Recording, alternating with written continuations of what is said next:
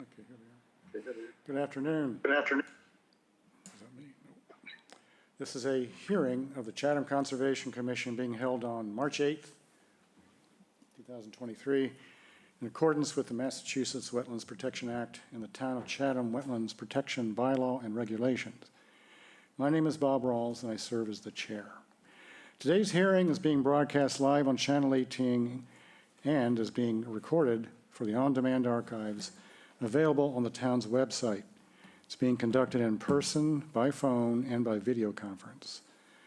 The agenda, instructions on how to attend, and copies of documents for review are posted on the town's website.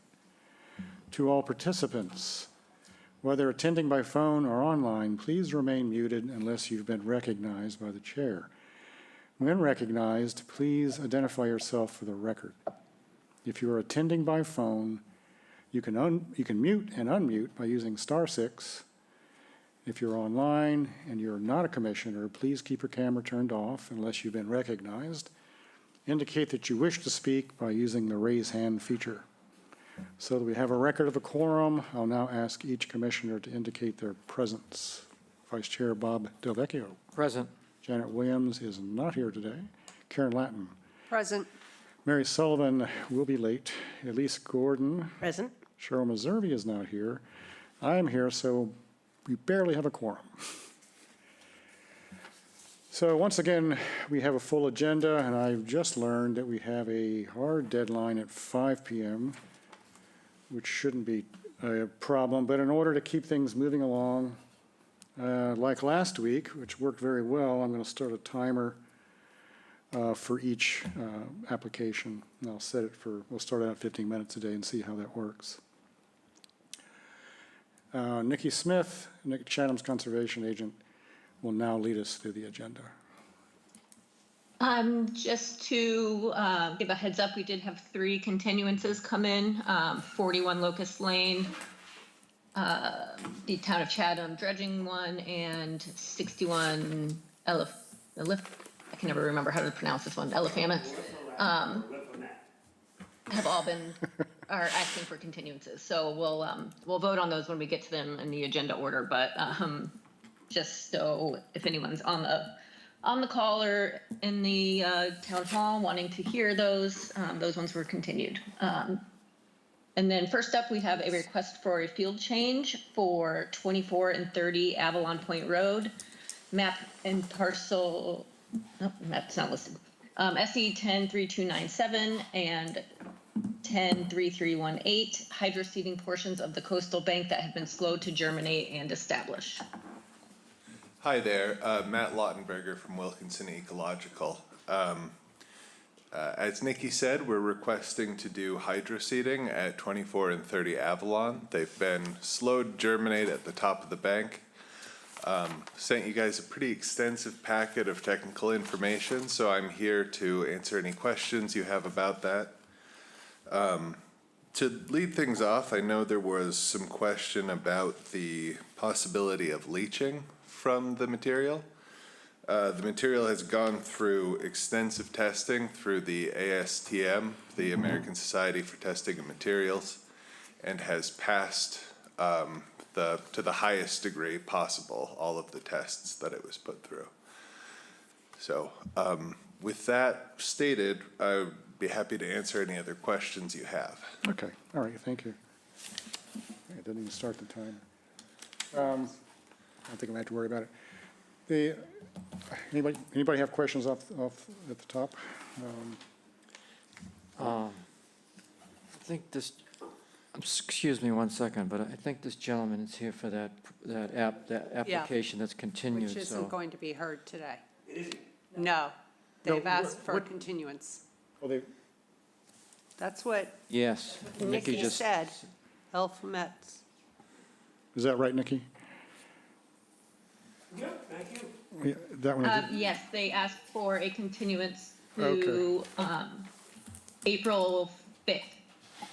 Okay, thank you. Yes, thanks. Good. So did you hear, sir? It will be on April 5th.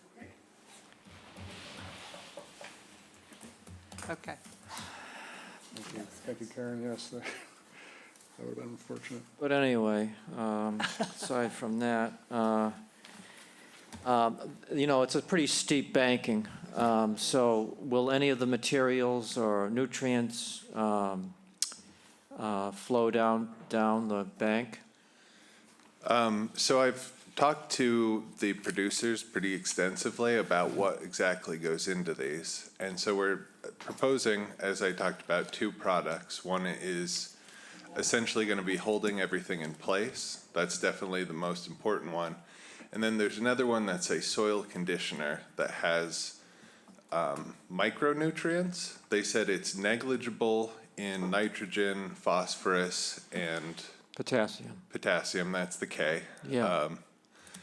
But that it contains essentially like polysaccharides that will help soil bacteria kind of establish there and should pose absolutely no threat to the rest of the bank and the nearby waters, because if they were to come loose from the binder that we have there, they would degrade almost immediately and get eaten up by other soil bacteria on the way down. And when I was out there, I noticed that there is some cover on the bank. Yeah. Before you applied this, would you cultivate the soil in any way to, for germination? We would be putting this right on top of the blanketing that's already there. Okay. Because the last thing we want to do is disturb anything that's already growing. Okay, and that will be, it'll be able to grow through and germinate through that what you have there now? Yep, we have had a couple of very successful cases where we've used this in Bourne and Barnstable, where we did more or less the same thing, spraying it right on top of the blanket. Okay, that's all I have for now. Thank you. Thank you. Yep. Bob? I'm just curious, why is it that this part failed to germinate like other areas? Yeah, so the main issue we have on these really steep banks is when we seed by hand, and the seed goes right on top of the soil. We don't, in order to not disturb the soil, we don't turn it up and make sure the seed gets buried or anything. And the fact that it's on the top of the bank and it's windy there means we got about a foot where the seed just kind of rolls down. And the rest of the seed is also maybe doing the same thing, but at the top, there's no seed to follow it, essentially. So at that top of the bank, we're just fighting gravity and wind. This product would keep everything in place. After talking to their technical support, they say it's about as inert as the jute blanket itself, so it shouldn't be any more of a threat to the environment than the blanketing that's already there, which is to say it's pretty negligible. So I know you said you could do, I think it was just Progenics and not do the Flexterra. What's the difference between doing the two versus the one? Right, so it would be just the Flexterra and not the Progenics. I knew I had it wrong. The Flexterra is the product that holds the seed in place. Right. And the Progenics is the micronutrients that'll help that seed get started. The company recommends using them in concert, but I understand that this is a newer technology, and before you're 100% on board, that there might be some reservations about that. The Flexterra itself doesn't contain any sort of nutrients. It's just there to keep everything in place. It absorbs water. It's elastic enough to let the seed start growing. But without the Progenics, it might take longer. But it could be successful. We believe it could be successful. Oh, We okay. have not used it on its own yet. Okay, thank you.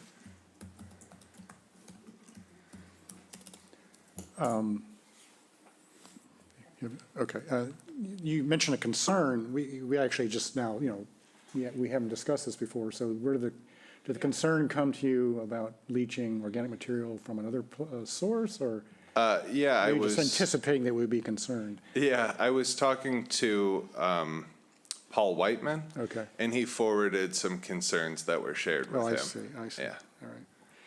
But based on the testing that you're aware of, the amount of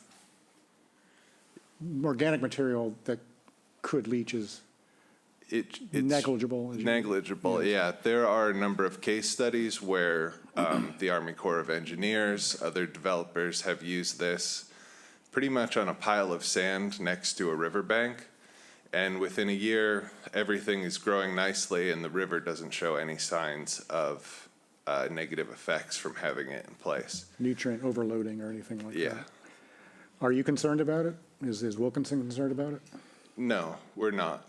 We think that this is like a clear, this technology could provide a lot of benefit to our projects. We're using 24 and 30 Avalon to bring it up with you, but we are hoping to use this in other places as well. Right.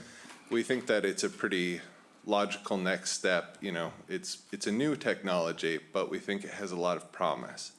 We're using it ourselves on our property up in Orleans. We have this huge, just sort of wall of loose sand by our shop, and we covered it in the FlexTerra Proganic mix back in September, and everything's starting to look great. Obviously, it hasn't germinated yet, but everything's still exactly where it was when it was sprayed. Okay, yeah. So you prefer to use the two together? That would be our Right, preference. okay. And as far as the information we have in front of us suggests there will be no negative consequence of using them both together, so Yep. that's what it seems to me. I am curious, though, about the wetting agents, which include, I'm quoting, high viscosity however that word is pronounced, polysaccharides, cross-linked bipolymers, and water absorbents, 10%, and micropore granules, 5%. I don't know what any of that is, but it doesn't sound especially organic. Right. The materials that are in this are all mostly from recycled wood pulp. There is the seaweed extract, which is the like micronutrients that I had mentioned. But everything in this product is biodegradable and organic. I know that some of the technical names for it sound Scary. pretty artificial. And of course, I would be happy to try to grab some further documentation on each of those if you thought that that was appropriate. I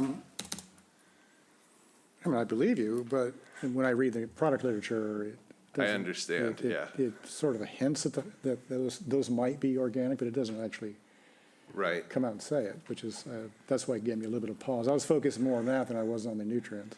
Yeah.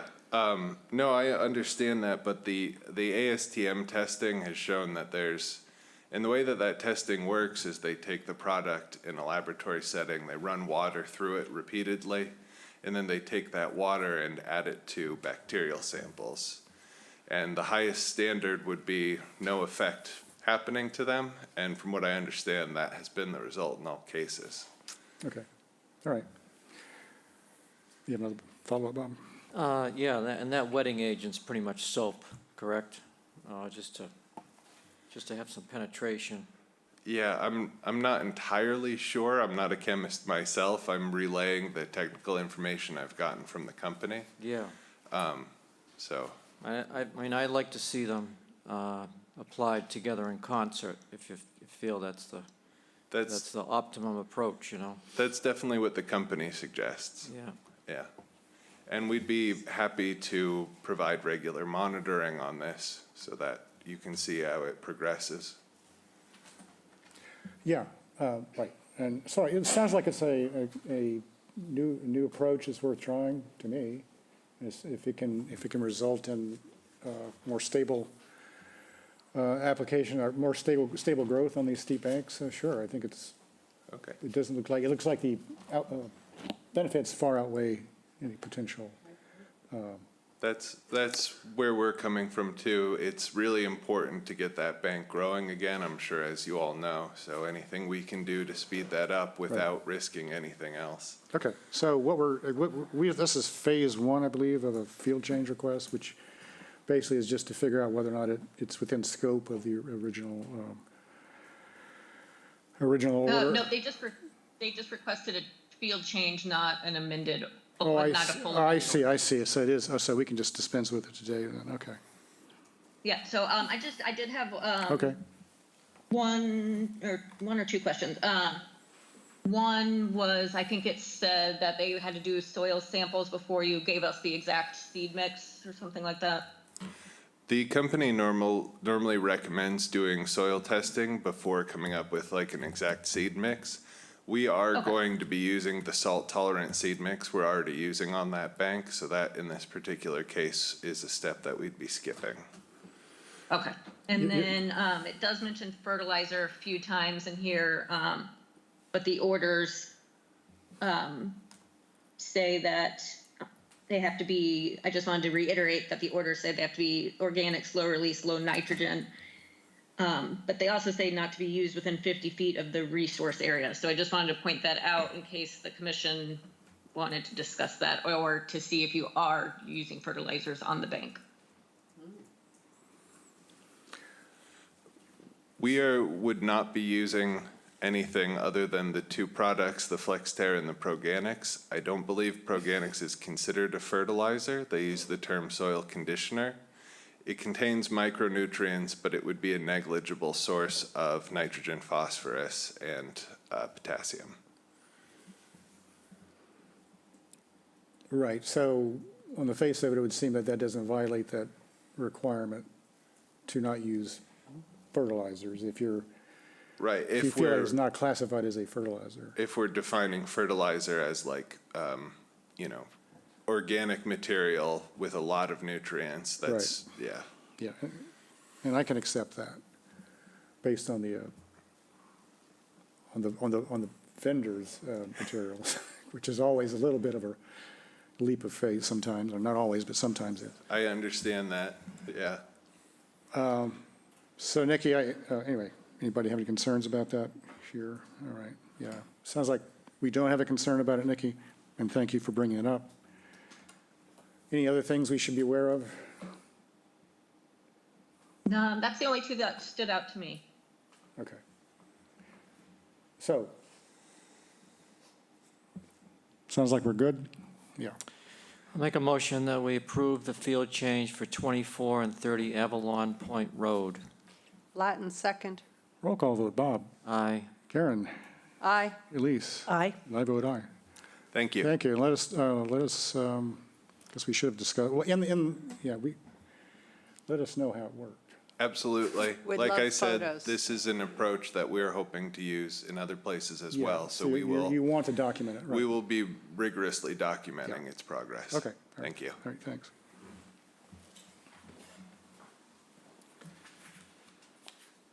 All right, the next item is an extension to the order of conditions for 0 and 17 Billings Road, Infinity AC LLC, map 7A, parcels 6S8 and 5S7, SE103310, proposed repair of an existing sheet pile wall. The ownership has changed of the property, and they are working with, someone from Coastal is working with the new owners to develop and finalize plans. So they would like a 1-year extension.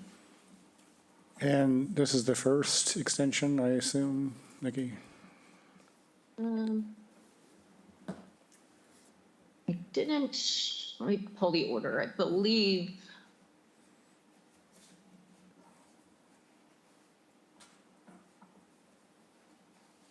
Yeah, I don't see any other extension requests in here. Okay, all right. Any comments, questions, concerns? Okay, I'll make a motion that we approve the extension of the order of conditions for 0 and 17 Billings Road. Latin second. roll call vote, Bob. Aye. Karen. Aye. Elise. Aye. And I vote aye. Next, we have a request to amend an order of conditions for 65 Sears Road, Sears Point Summer LLC, map 11A, parcel 2J14, SE103518. This is phase 1. Proposed addition is being reduced in size. A porch will be exchanged for a trellis. The front entry will include a porch, changes to the walkway and steps, sidewalkway being removed and shifting the rent station to be outside of the NDZ, and trash enclosure is being relocated. Good afternoon. For the record, Thad Eldridge, East Southeast. We're here for Phase 1. So the overall is we're reducing everything. Within the 50, we're keeping the same coverage, but in the 50 to 100, things are reducing. If you can see the blue on the sheet on the left, you can see what's going. We had a trash enclosure that was out by the driveway. That's going over by closer to the rinse station.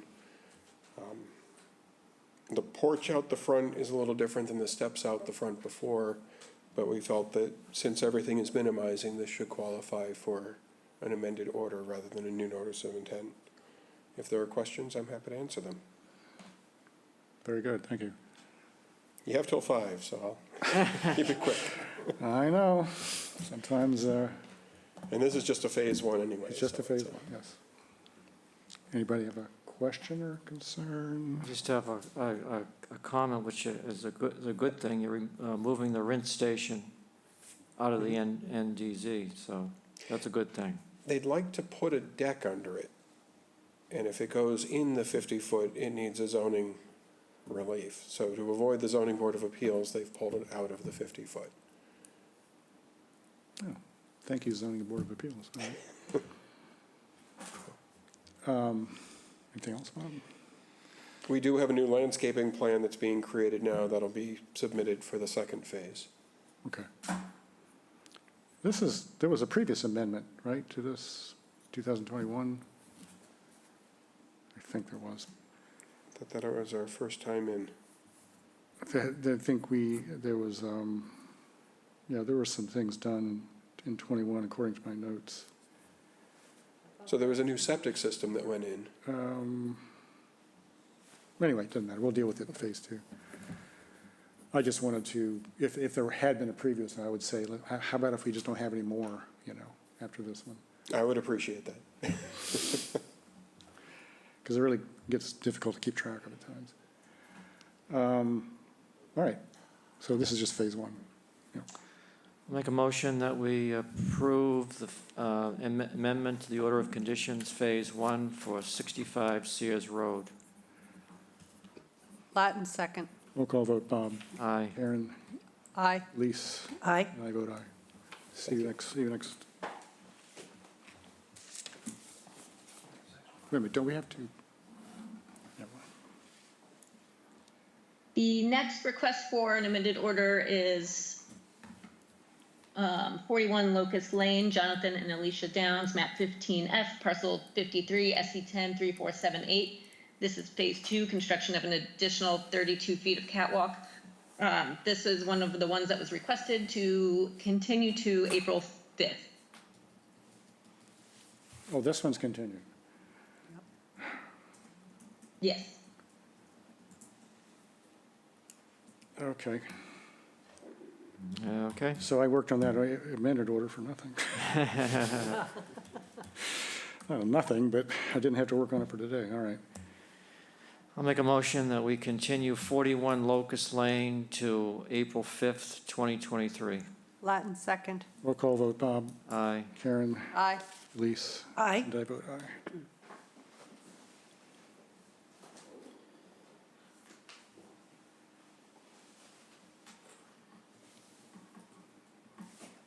They just FYI, I forgot to mention, they just wanted to continue so that they could get the application into zoning and get that process started. That's fine, yeah, that So I actually, don't think they're changing the you're right. application. That's actually to our benefit, so that's fine. All right, and then our final amended order of conditions is 110 Seashells Drive, Kevin and Patricia Berry, map 1A, parcel 2S1, SC10 3444, repairs to existing fiber rolls. Right. And Catherine's here, I believe, to talk about that. Yeah, let me have a moment, Catherine. Again, this one seemed to slip through the noose, and Catherine emailed yesterday and say, do you have one? And then I realized that we didn't have anybody assigned to do it, so I did this one too. But I did it very quickly. And in the process, and if you're looking at it on Dropbox, you see I put this big red paragraph there, because only when I was looking at it did I realize it's a little weird in the sense that we're updating an order to do something that had nothing to do with the original order.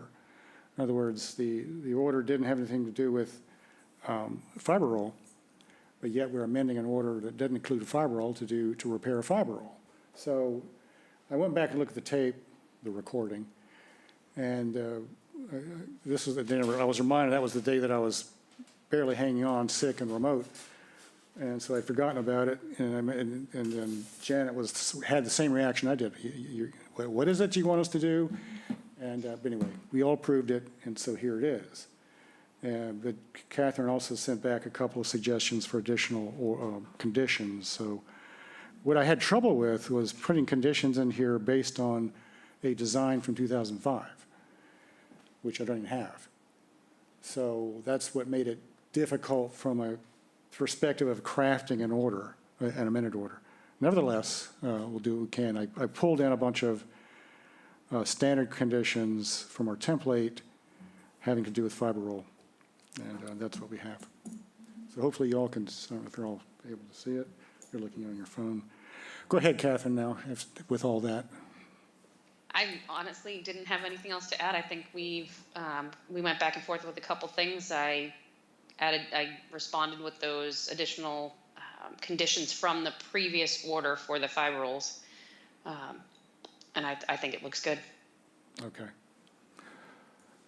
Anybody else have anything? Going to delete my big red paragraph.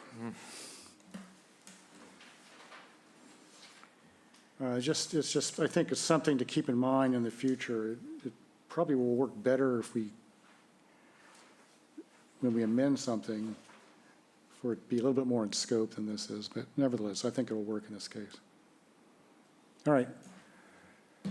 No comments? I think we can, Make a motion that we approve the amended order of conditions for 110 Seashell Drive.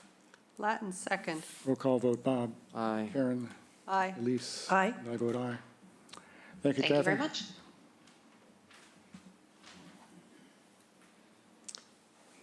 We are now on to the request for determination of applicability. The first one is 82 Jericho Lane, Oyster River Boatyard, map 10C, parcel 25-3 and R23-3, upgrade of a cesspool to a Title V septic system. Good afternoon again. Thad Eldridge, East Southeast. We have a few wetlands going on out here, resource areas.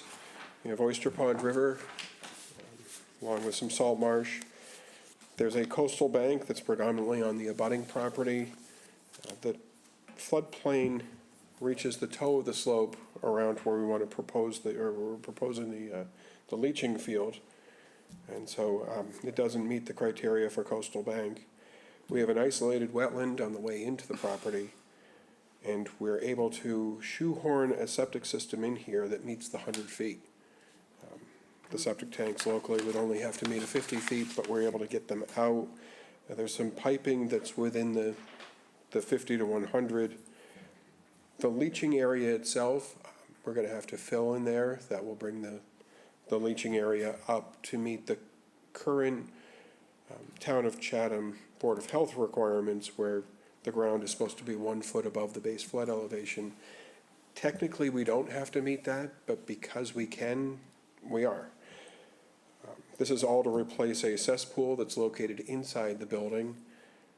And they have a bathroom facility that exists for the employees that used to be for customer use as well.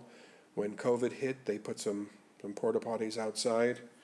Now they're proposing a new bathroom for the customer use. And we do have the reserve areas that are necessary. If they ever do have to use those, we're looking at a bunch of fill in their parking lot. So we're very hopeful that sewer comes to this area before this septic system needs to be replaced. If there are questions, I'm happy to answer them. Thank you, Thad. Board of Health, you need the variance from them? Yes, we do. We're proposing the septic system 5 feet from the lot line, where 10 feet is required. We're using the Perkrite system so we can be 5 feet off the building.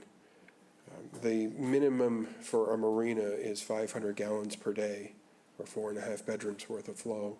So it's a sizable enough system that we couldn't stay within all the setbacks. Right. And we went to the Board of Health on Monday, and they approved it as well. Oh, they did, okay, so it is, all right, that was really what I should have led with that question. Sure. The leaching field, you're proposing a wildflower mix on top of it? Something has to go over it, be it native grasses, wildflowers, just something to keep some sort of biological activity going on. Right. When I was looking at that, it occurred to me, are there restrictions or any sort of rules that would prevent us from putting more robust plantings there? They prefer to have something lesser, grasses or a wildflower. Something with little tiny roots. We can put this with some shrubs. To be honest, this is a fairly tight matrix. One of the advantages with Perkrite, you can go to an existing site and you can put it in the ground and go around trees and around bushes, but you're spreading out the size of the field. So we have the minimum sized field, Okay. and so all the piping is rather tight together. Yeah. In part, I'm asking this question for the future, as a general purpose question. Because we get these, and we typically don't have anything to say about them. It's typically more of a Board of Health thing. But it did occur to me that maybe we should be thinking about trying to get more youthful native plantings in the leaching fields. And so you say they prefer, by they, Perkrite, and Oakson is the local distributor oh, of the Perkrite, manufacturer so- of the system, okay, yeah. Okay. Other questions? No? Yeah, I just had a question about the wildflower mix that, it's like northwest, so the sun exposure isn't that great, huh? Mhm. The building's in the way of the afternoon most of the sun, day. really. It's probably gonna get weedy eventually. Mhm. I don't know what else to say. Maybe just like a fescue mix. We can certainly add that in there, or we could switch Yeah. over to it. I mean, it was. Maybe both wildflowers with even like a red fescue, shade tolerant. Something that's gonna be dense enough so that you're not gonna get a lot of weed growth, in the Okay. near term. Other than that, I don't see anything else. Okay. Good point. Um,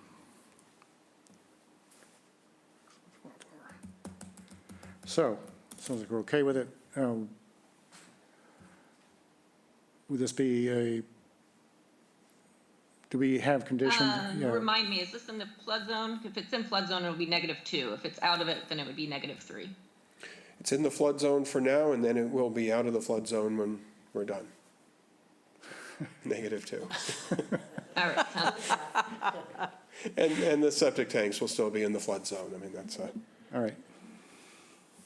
So it's -2. Okay, I'd like to make a motion to approve a -2 determination of applicability for 82 Jericho Lane. Latin second. Roll call vote, Bob. Aye. Karen? Aye. Elise? Aye. And I vote aye. Thank you so much. Have a great afternoon.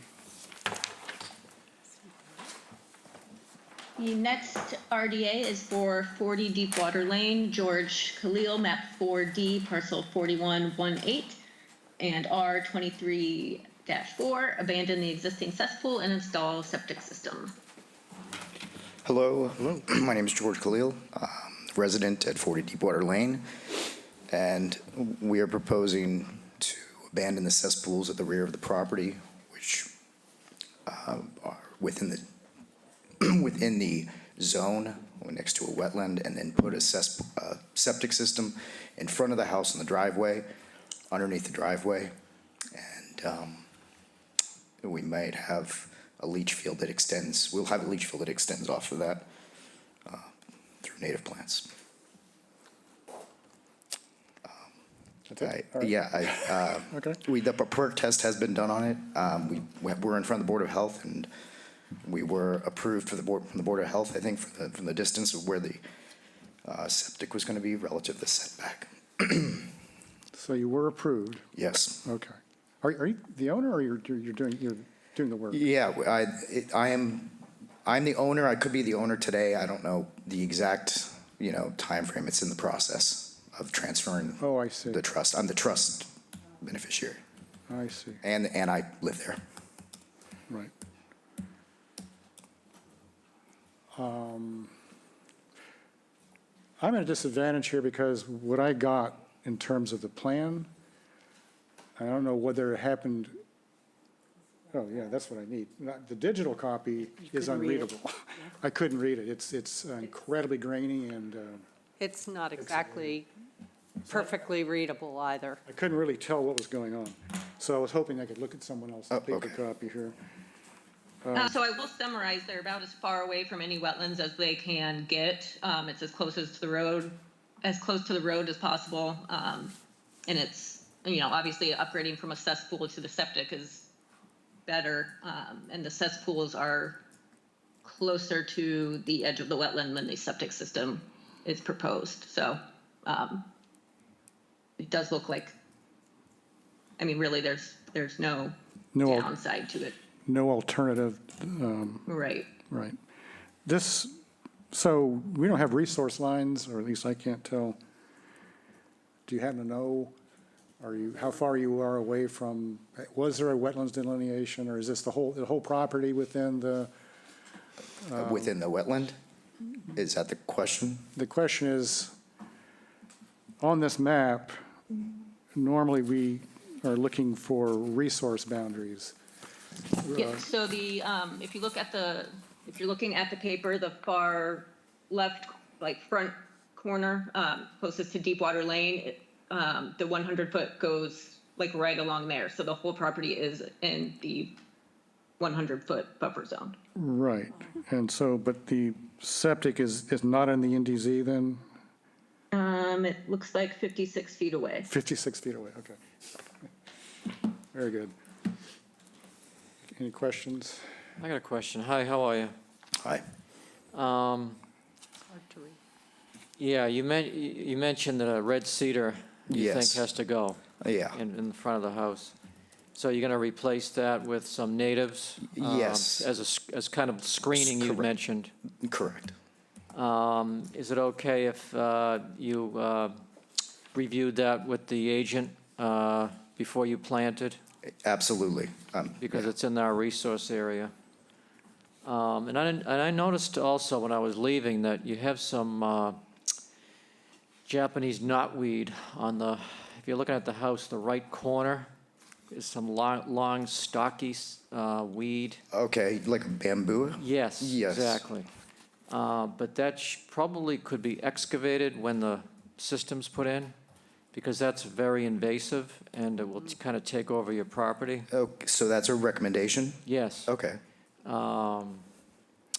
I figure when they're digging the hole and so forth, they can Okay. actually remove that at the same time, Okay.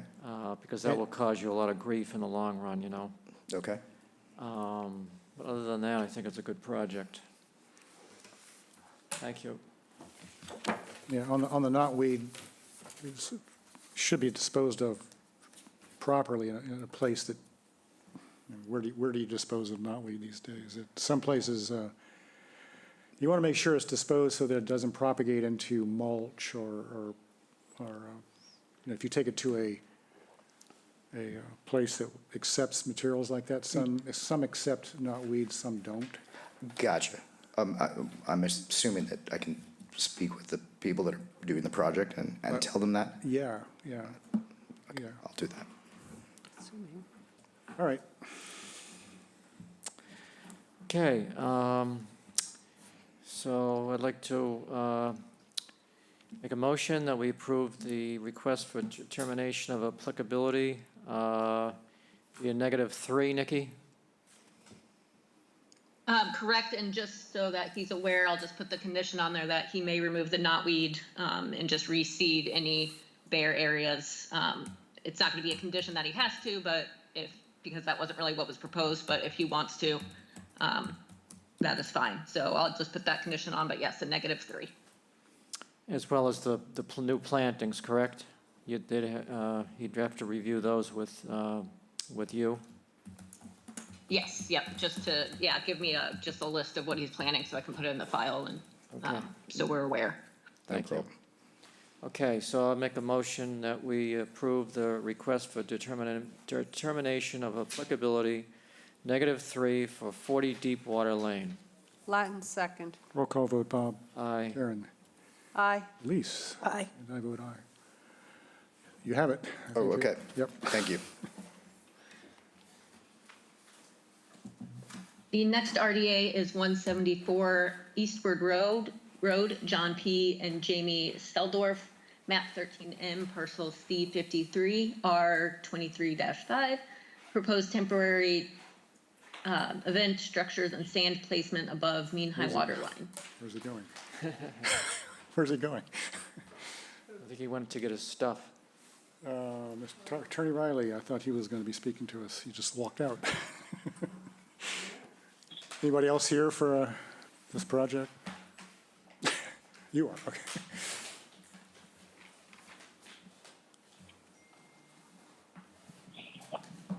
How are you all? Hello. My name is Ben Zender. I'm just here to listen on behalf of the Neighborhood Association, Oh, I see. so I'm not here to present, so I'll just sit and wait. Okay, all right. Thank you. He came back.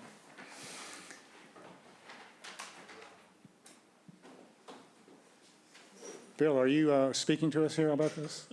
Yeah, okay.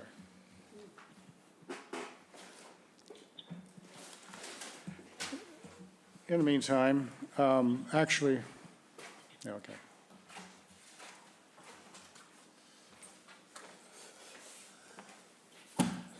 Sean Riley told me he'd be here.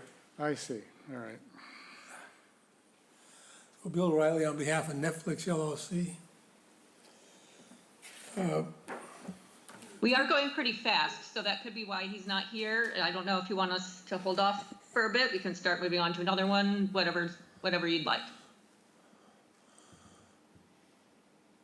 I think we can start anyway. Yeah, if you think he's going to be here pretty soon. I think you have plenty to talk about. I think you're right. All right, so this project is, so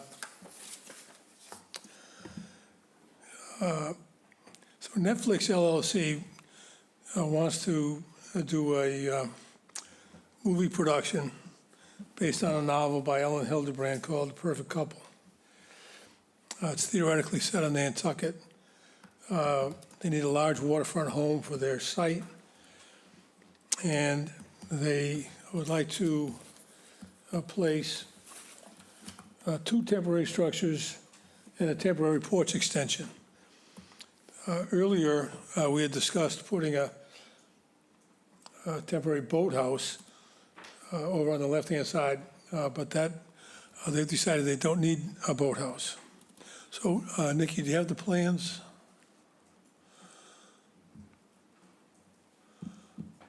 I was just looking to pull them up.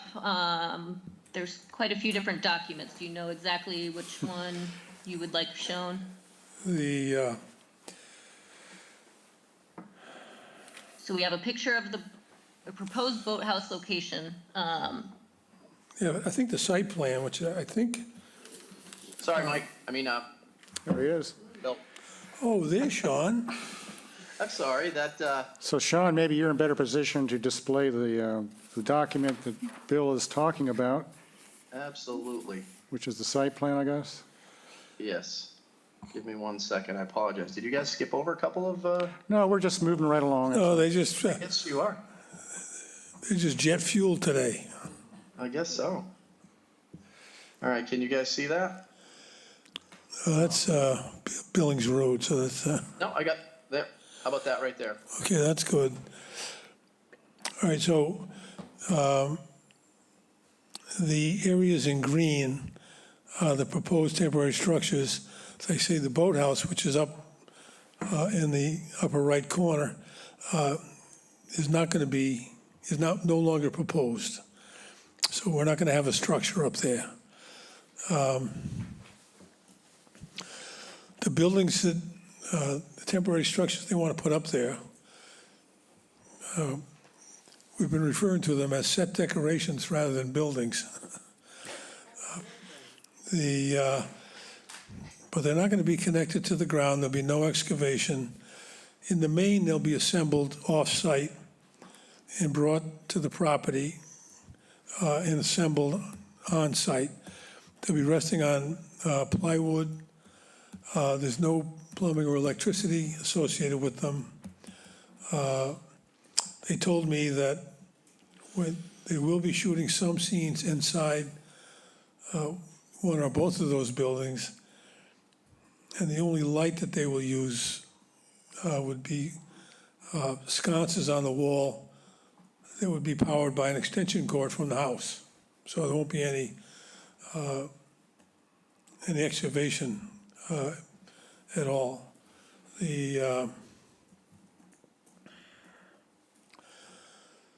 houses, if permitted, the construction would begin shortly after this.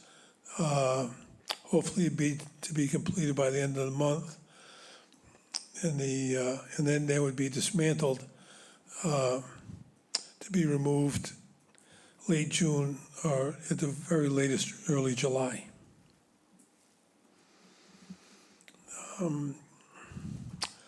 So Sean, do you want to go through the resource areas for us? Yes. Let me just jump back to that plan. I just wanted to point out while we're on this slide here, you can see the location of these set decorations are all within the existing lawn area. So there's no impact to any of the native vegetation, and really it's all just in the lawn area. So jump back to the resource areas. We've got land subject to coastal storm flowage. We've got a top of coastal bank that runs along the inside of Bassing Harbor. And then we've got coastal marsh over on the right side. And then we've got some dune that comes up on the south side, as well as coastal beach along the eastern side of the property.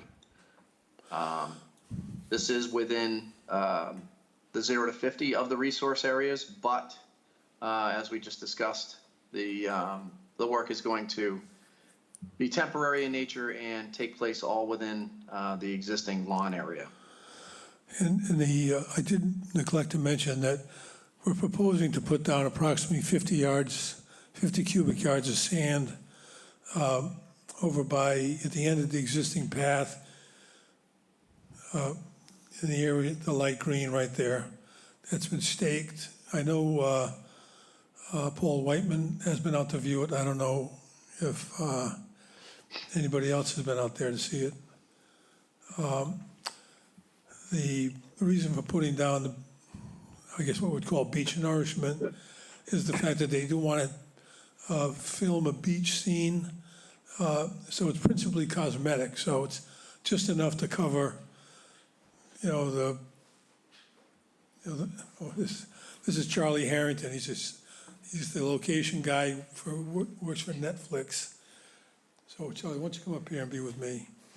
So the purpose of the sand, well, technically beach nourishment is primarily decorative, so that when they film a beach scene, it looks like a nice beach. Charlie, why don't you introduce yourself? I'm Charlie Harrington. I'm the location manager for The Perfect Couple for Netflix, and we appreciate the cooperation we've already gotten from your board, so hoping we can move forward. Okay, so, And Bill, as far as the beach nourishment, we've got an open order of conditions, correct, for ongoing beach nourishment? right. We just wanted to inform them that this was part of what we were doing. Paul Whiteman here. Hello. Hello, Paul? No. Yeah, Yep. I just wanted to notify you, Sean, that order expired. So there is no present location in an existing order. The order that expired did not have an ongoing condition for beach nourishment. Yeah, actually, if we could regroup on that, I believe we got to extend it under the Emergency Act for that 2016 order. Yeah, but the location of the sand for that revetment or bulkhead is not in the location that you're proposing to put this sand, Okay, as far as I know. I can look into that.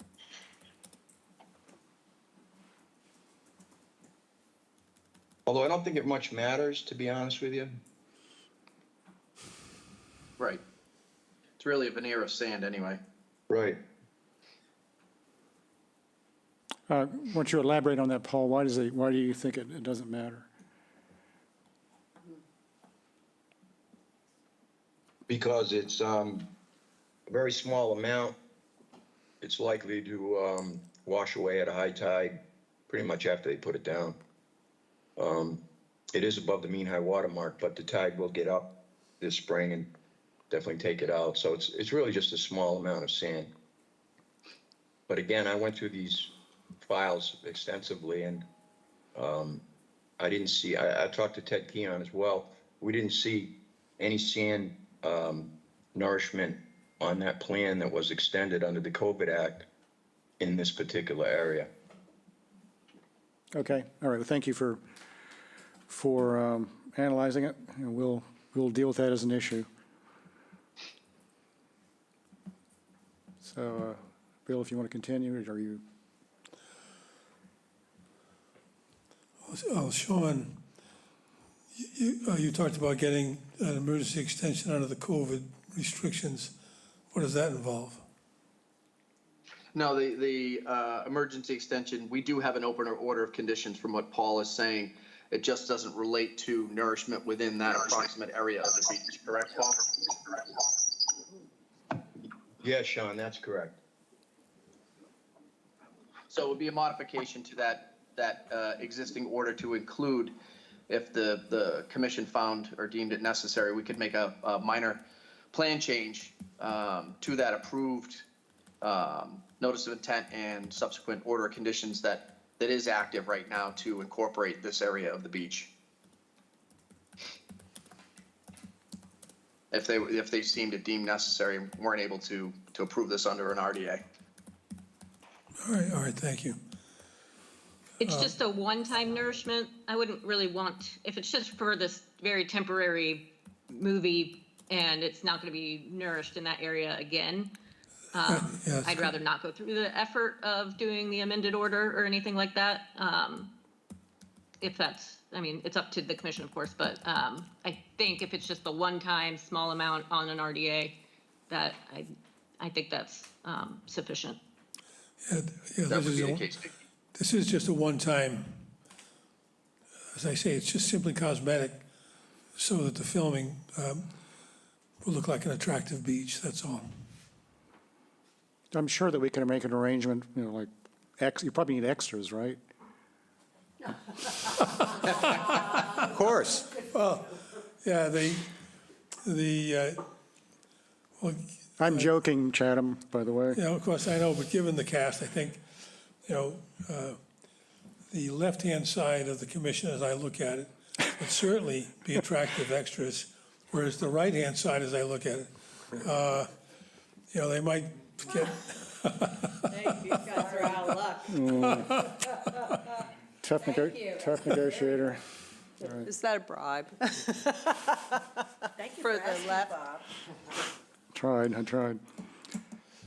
All right, that'd be our presentation. Okay. Happy to answer any questions you might have. so thank you, Bill. So there's been a lot of work done in advance of this. Paul especially has been working with you folks for a period of time.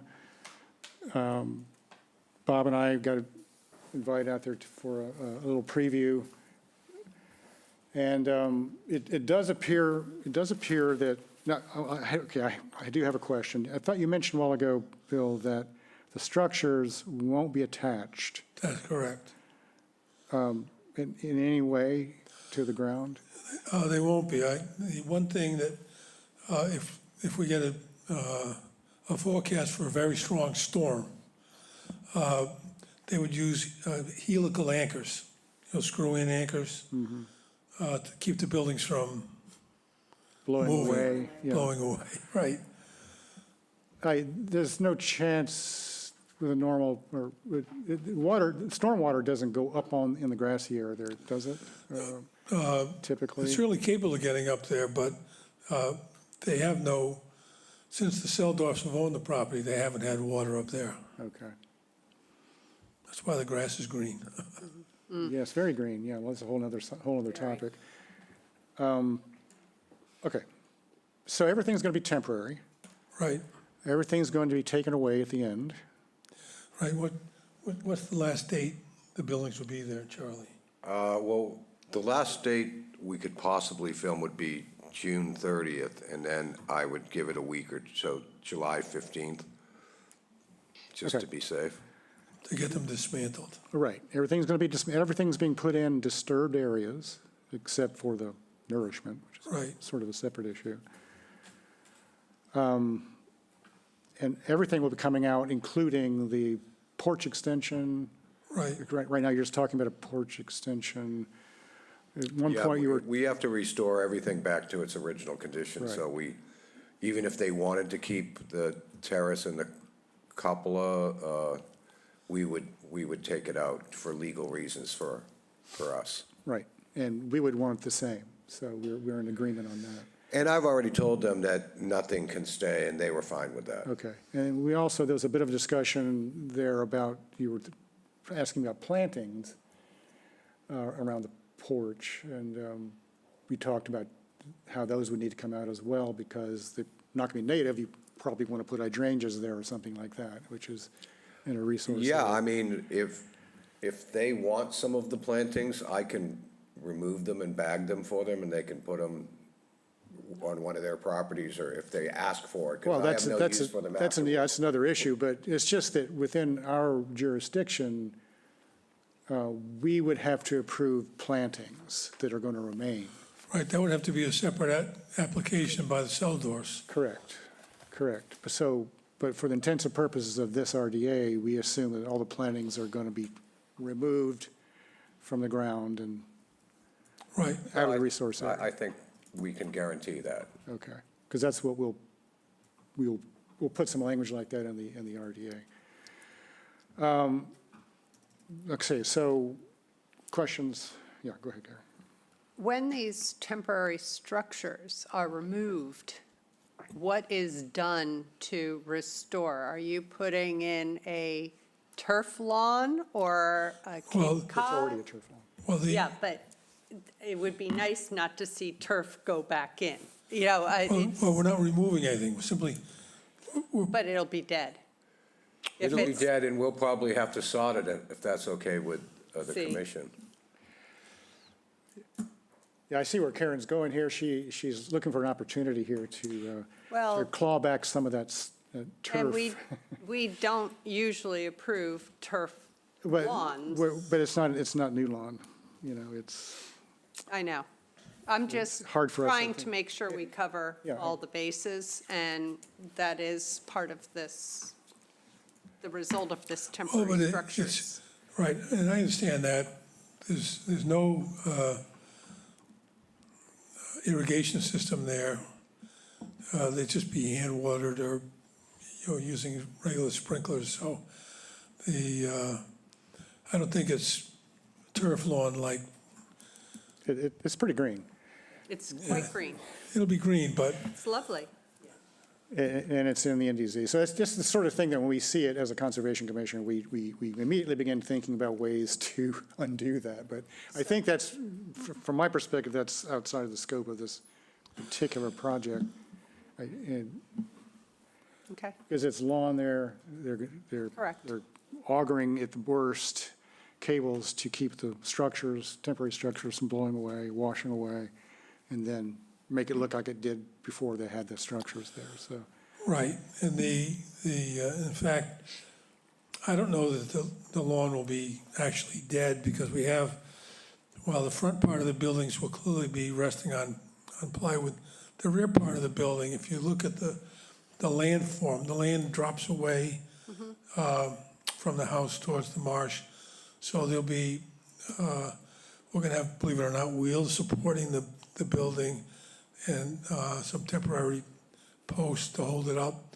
So there'll be a pretty significant percentage of that area that will actually still not have anything laying on it. Right. Yeah, okay. So you don't think it's irrigated currently, Bill, that lawn? I don't believe so. It looked pretty green. I don't know. Green. Didn't look like a Cape Cod lawn to me. I didn't see any sprinkler heads. Yeah.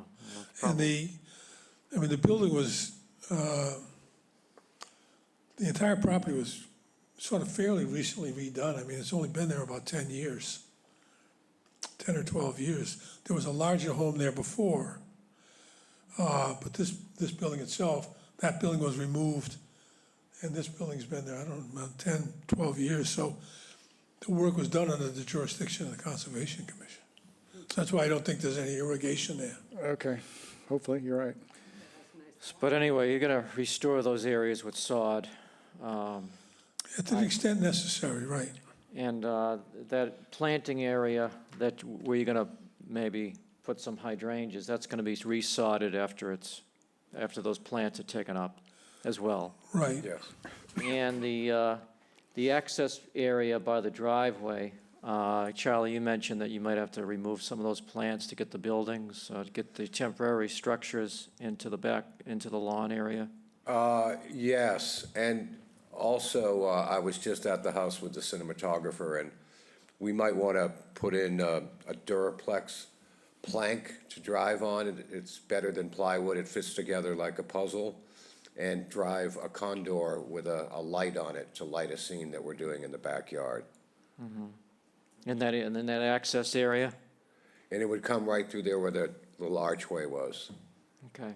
So those will be removed if you need to, and then they'll be replanted after the filming. And how, are you gonna heal those in somehow so they stay alive after you remove those? Well, that'll be the Seldorf's and their landscaper responsibility to take care of that. Okay, so keep them alive. And then the beach, where you're gonna put the sand, you're gonna place the sand in that kind of rough driveway to the left of the building. And you're gonna wheelbarrow the sand to the beach? Well, I think what Sean suggested is that they would use a skid steer, a small bobcat, to bring it out to the beach. If you've been out there, there's like a 12-inch scarp. And so they would dump the sand there, and then it would be spread from there, primarily by hand. And that scarp, you're gonna keep that scarp from deteriorating any further? Right, Because so that it doesn't keep you're collapsing. gonna be driving that machine over that edge, so Right, you have to be careful of that edge there.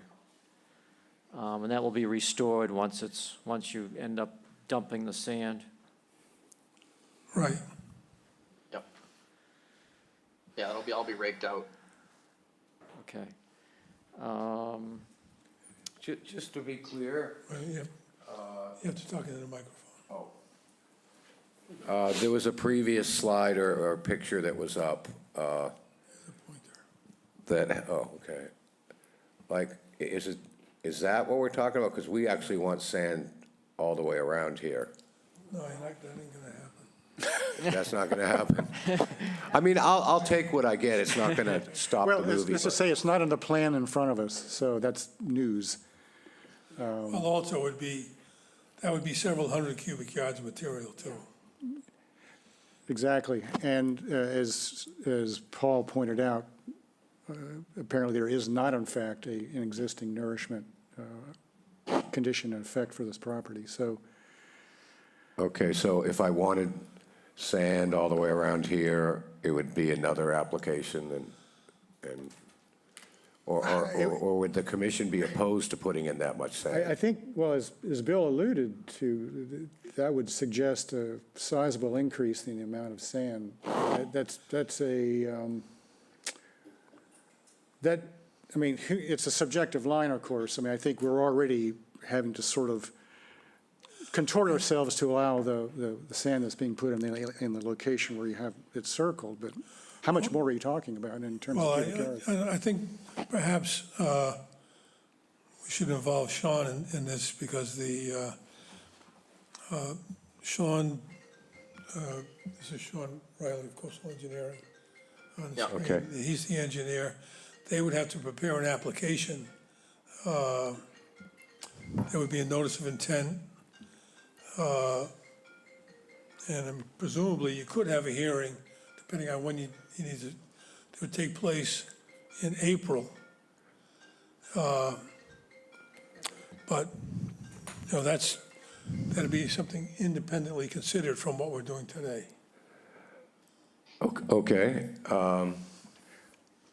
Beach nourishment, sand nourishment is it's an important thing, and we look at it very, there are rules guiding it, and we look at it very carefully. So I was surprised it was even allowed, because I've Well- gotten some, you could argue that it shouldn't be allowed, but yeah, I was surprised, because I've been to a lot of, Conservation Commission, Wetlands Act Yeah. things and movies in the past, and I said, they let you put sand out here?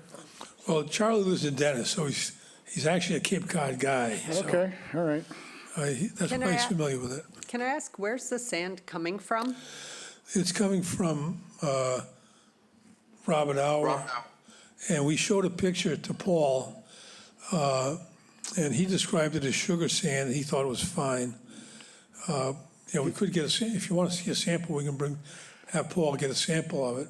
Well, I Paul also, Paul also ran it by Ted Keon. Okay, He said he was very familiar with the source and considered it to be high-quality sand, so. okay, so it can go there? Yeah. Because I know we have far to as Ted have is like concerned- sand.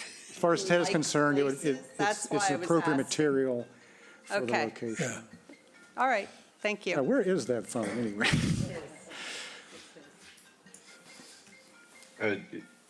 Mr. Chairman, it's in Bobby Hour's pit. We've used his source before, and I did run it by Ted, and he felt it was compatible. Of course, I think on the day of the delivery, the agent should probably just look at it to make sure it is the same source, and we can forward that information to Ted if he's back to work after his surgery. But a notice of intent is going to take some time, and it's a lot more involved than an RDA. And we worked on the staking that was provided to us. There wasn't any mention of any sand going anywhere else. Yeah, we You can understand. certainly, you can certainly do that, Bill, but I mean, you're extending it out pretty far, and these know. things can be appealed, and, I don't know if you want to get into that. Well, that'll be up to Netflix and Charlie and his staff. I mean, for the time being, what we're showing on the plan is what's proposed. And we're not,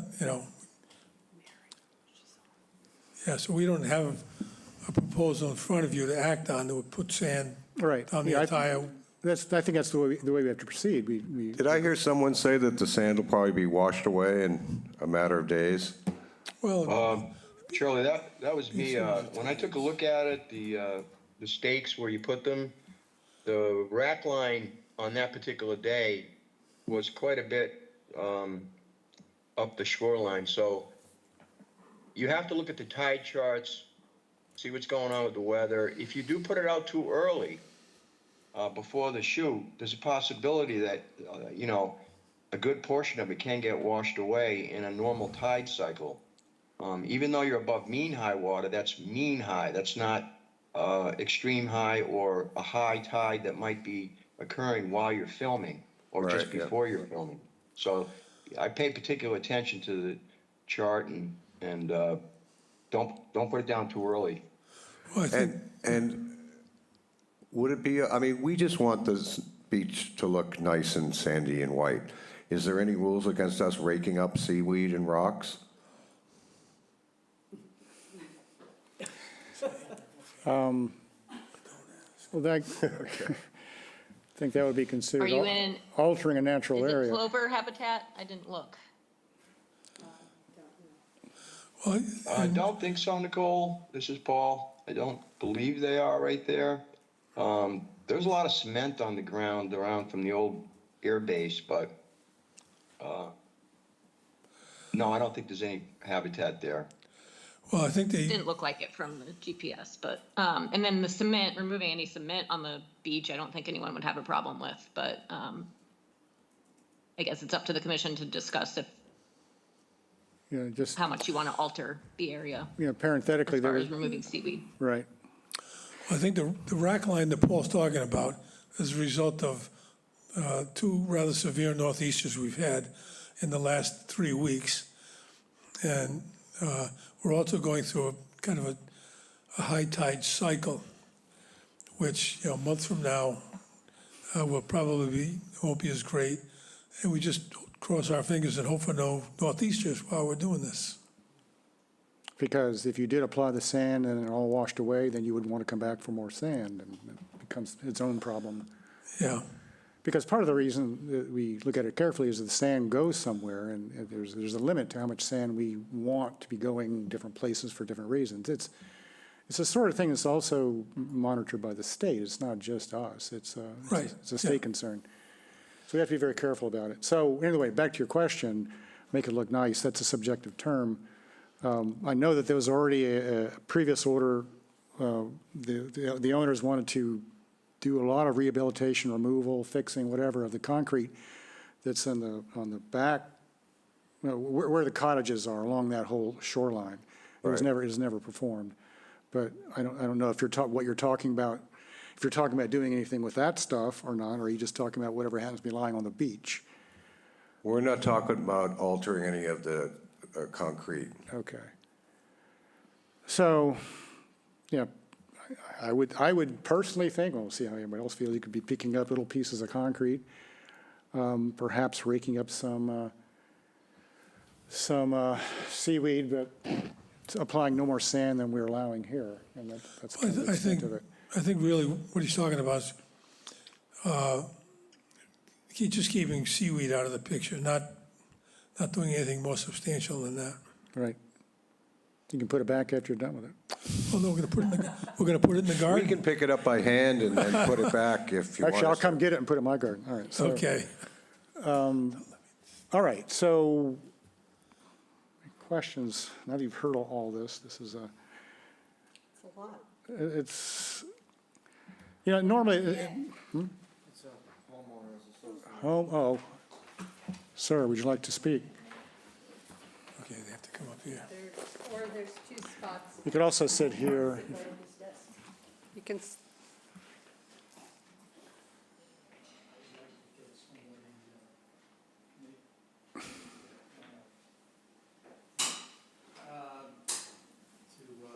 Push the button on. Oh, yes, there's Push a, the there's a button on button your and microphone. identify. See the little square button on the microphone? It's red, it should become green. Here we go. and say who you are, please. Yeah, my name's Dick Drury. I live on Strong Island Road. And the principal question I have is, I'm not interested in square feet, cubic feet, or whatever. How much does that sand weigh that Netflix wants to dump out on the point there? How much? You don't know? I don't know how much it That'd be a weighs. question- Now, that'd Mr. be a Riley question- probably can calculate it for us. He's probably working on it right now. Yeah, that'd be a question addressed to Sean. Yeah, it's 110 pounds per cubic foot, so 27 cubic feet per yard. So say 2,700 times 50. So A lot. Well, how many 100,000 pounds? truckloads would that 135. be? Yeah, 130. Yeah. So how many, I think what, Are we looking at truckloads? I assume that. No, I'm just trying to get an idea of how much the weight is of all the sand that you're going to dump in there. And the second thing is, I assume you're going to get it all back out again.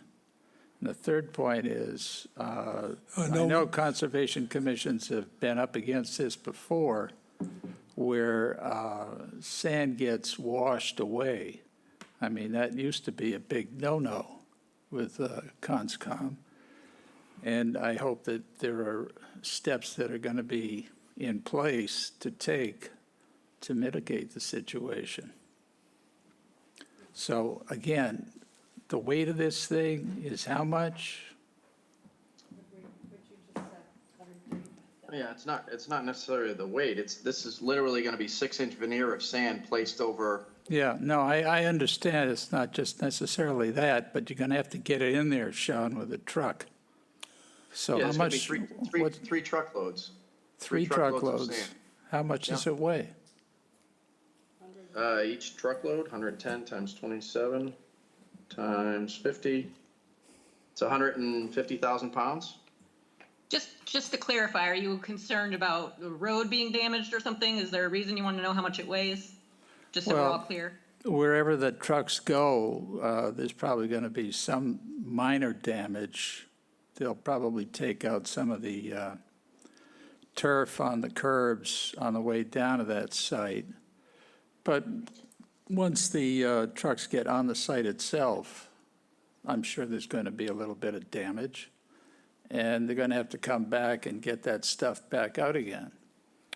You're talking It's about not going to be removed. It's the going sand. to stay It's there and not- just go to natural process of being washed away down, further down the beaches and that kind of thing. That's a lot of sand just to dump out there and then have it wash away. Well, I would say in terms of sand nourishment is something that we approve a lot of, and it actually has benefits, especially in areas where there's no natural sand nourishment occurring, and this is near the Eastward Hoe Golf Course, which Right. is fully revetted. Which way is it going to go? Sean, do you have any idea which direction that sand will, you're muted. You don't? He's still muted, Sean, or something's happening there. Press your red button, Sean.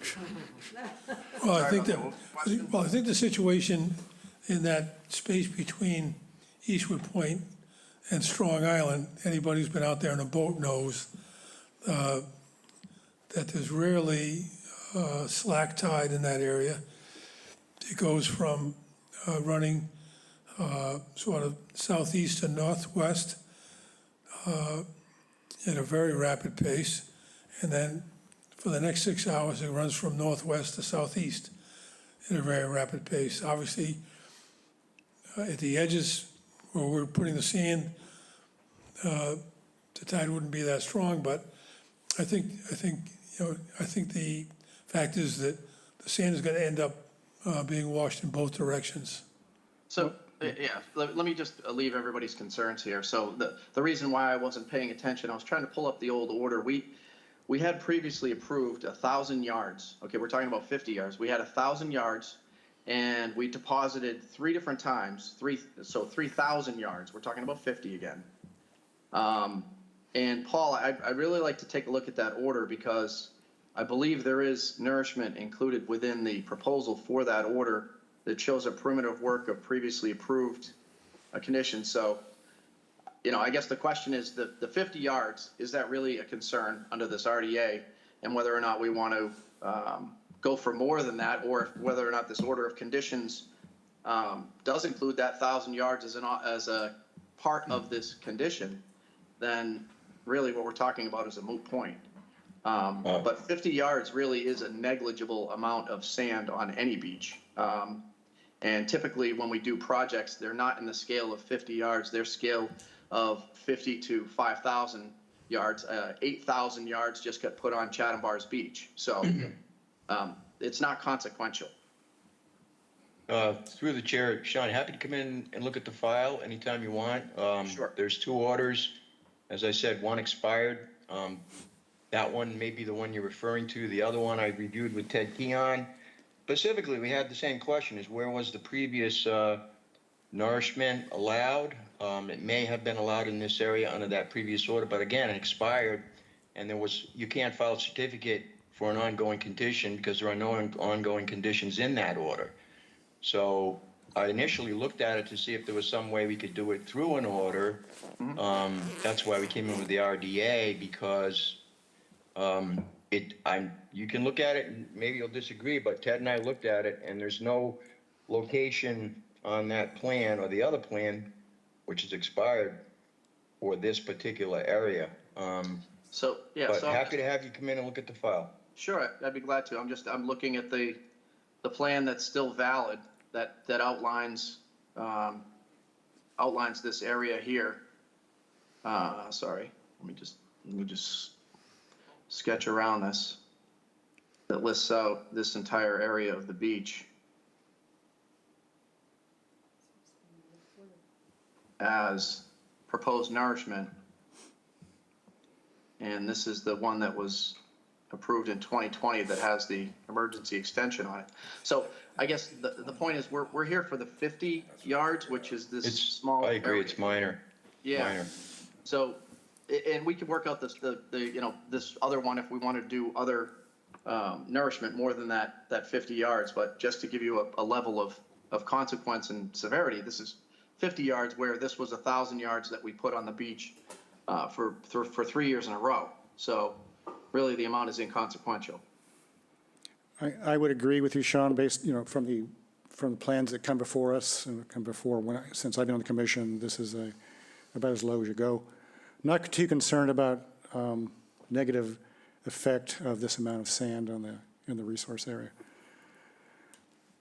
Expanding it to a different scope would be a different matter, I think. Agreed. I agree. Yeah, all right. So I don't know if we are addressing your questions and concerns. You asked about.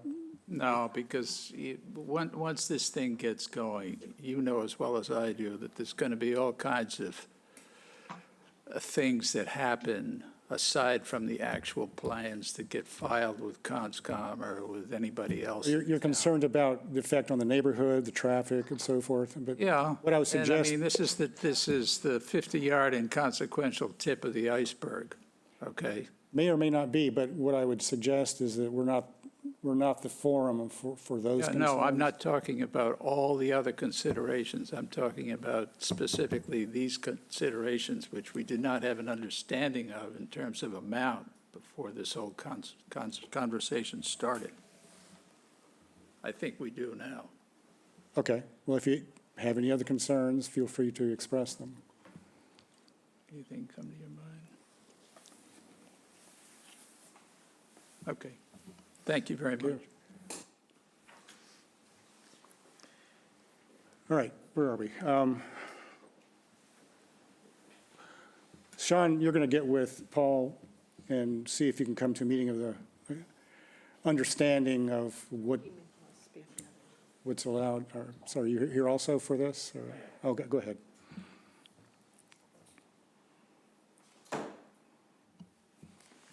Just very quickly, my name is Ben Zender, and I'm here on behalf of the Eastwood Point Property Owners Association, and I'm not here to lodge any objections. I'm just here to monitor what's going on and to note our appearance, and thank you. No concerns? Not at this time, no. Okay. Good.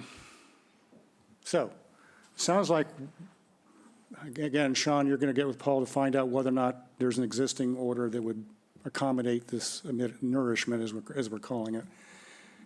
I don't know whether that means we need to continue this or whether we want to proceed without knowing there's the outcome of that discussion that you have with Paul.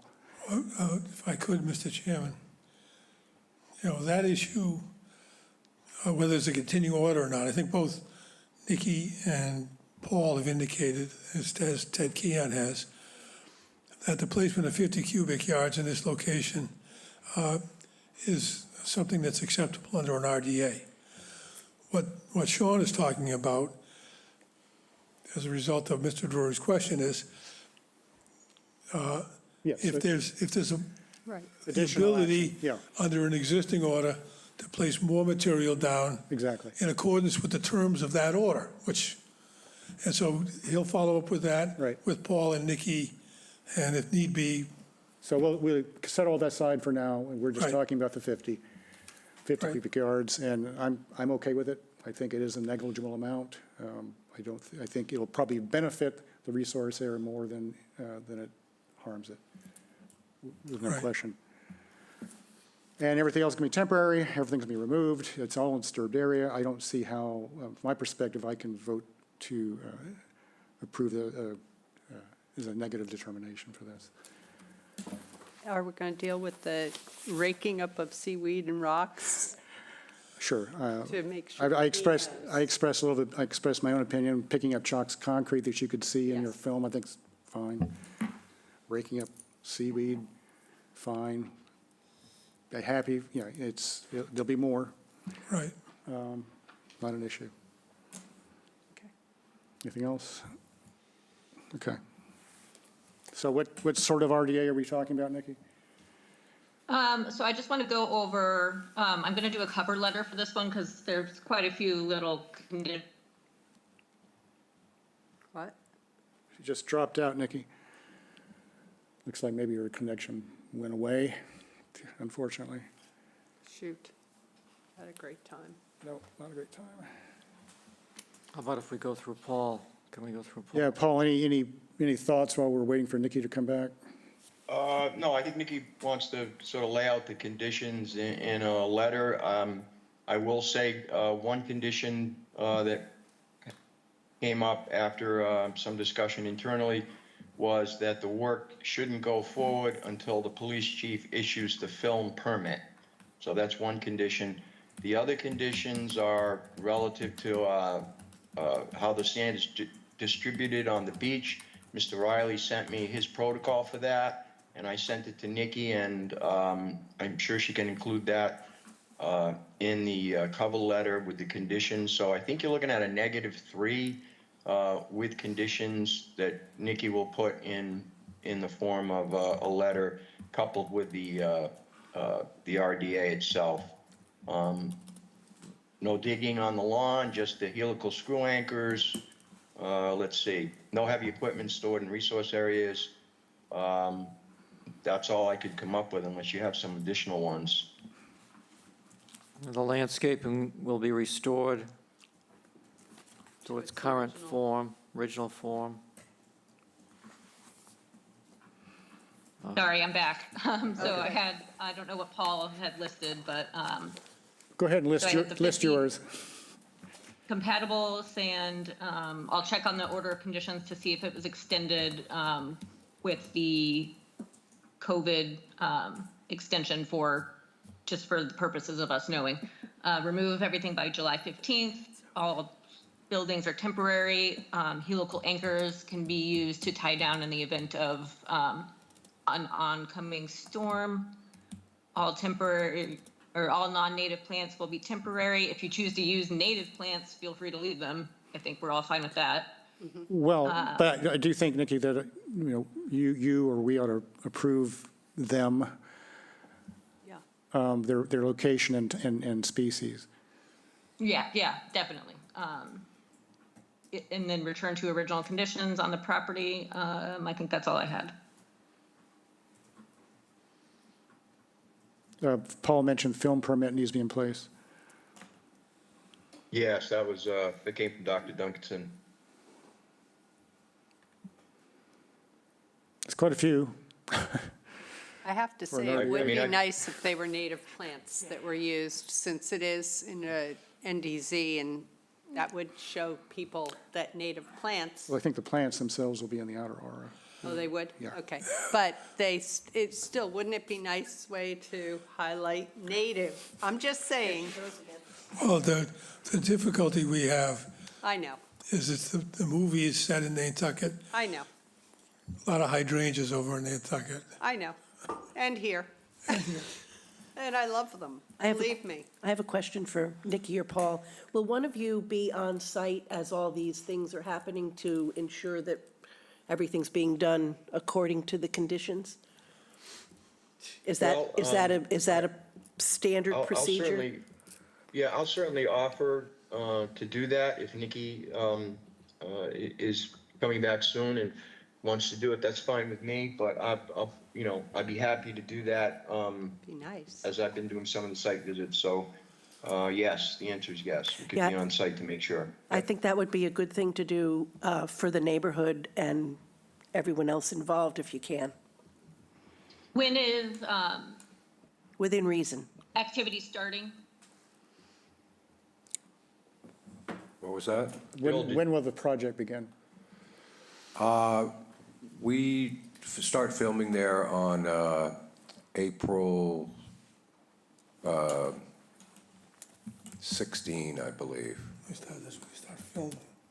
That's when we start filming. We're actually getting ready to move the furniture out and paint inside the house and start working inside the house Oh, okay. this week.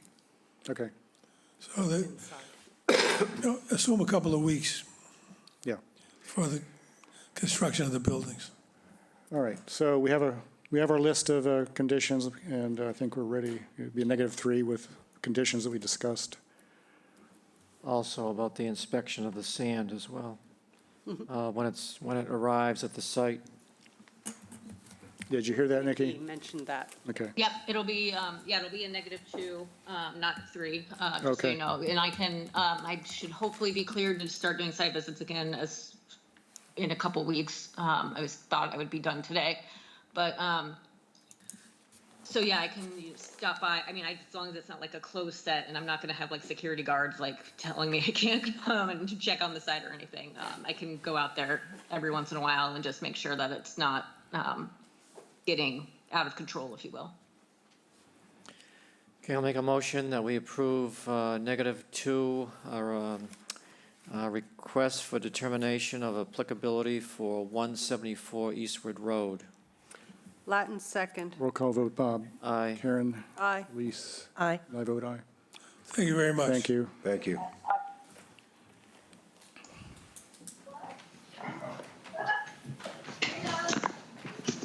All right, so the next one is, we're on to the notices of intent.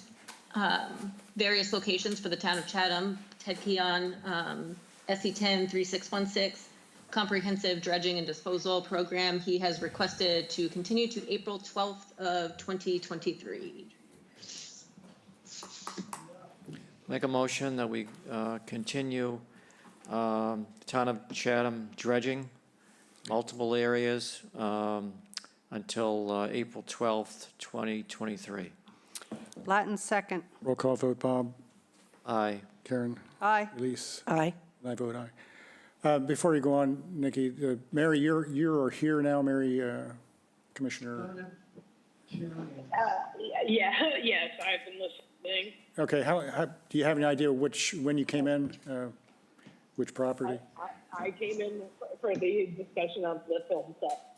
and listening Film, to okay, the- the last one, okay. All right, Yes. all right, I think. just for the record. Okay, thank you. Sure, thank you. Okay. Okay. Okay. Did we finish that motion? Sorry. Believe we did, yes, yes. Okay.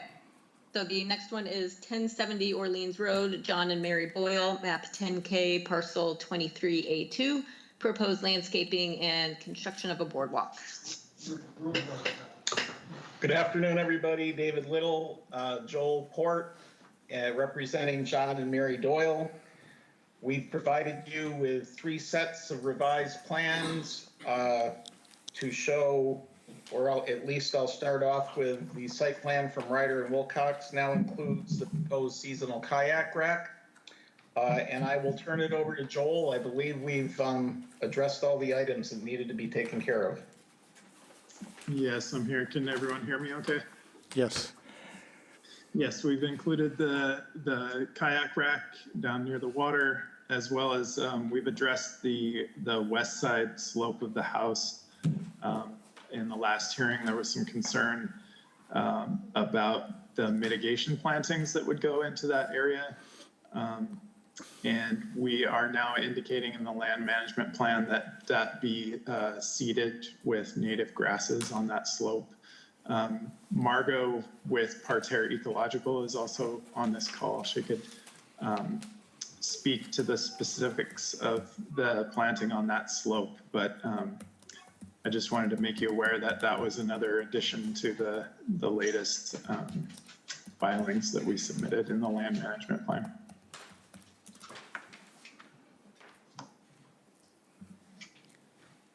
Okay, thank you. Any more on that? No, I think Okay. that's it. All right, David, back to you, maybe?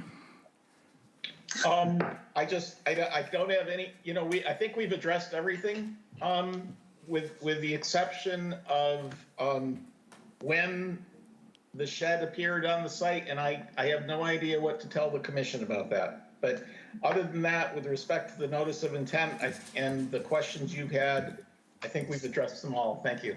There actually, David, I had a conversation with the homeowner, Mary Boyle, the other day, and she brought to my attention, she actually went down to the town of Chatham and inquired about the shed itself. They didn't have any information about it, but she was able to find a plan, I believe that was from 2009, that showed the shed on it. So it's certainly pre-exists their ownership of the property, but it has been there for over 10 years, which I'm not sure if that really makes a difference, but I suppose you could say maybe it was grandfathered in. I'm not.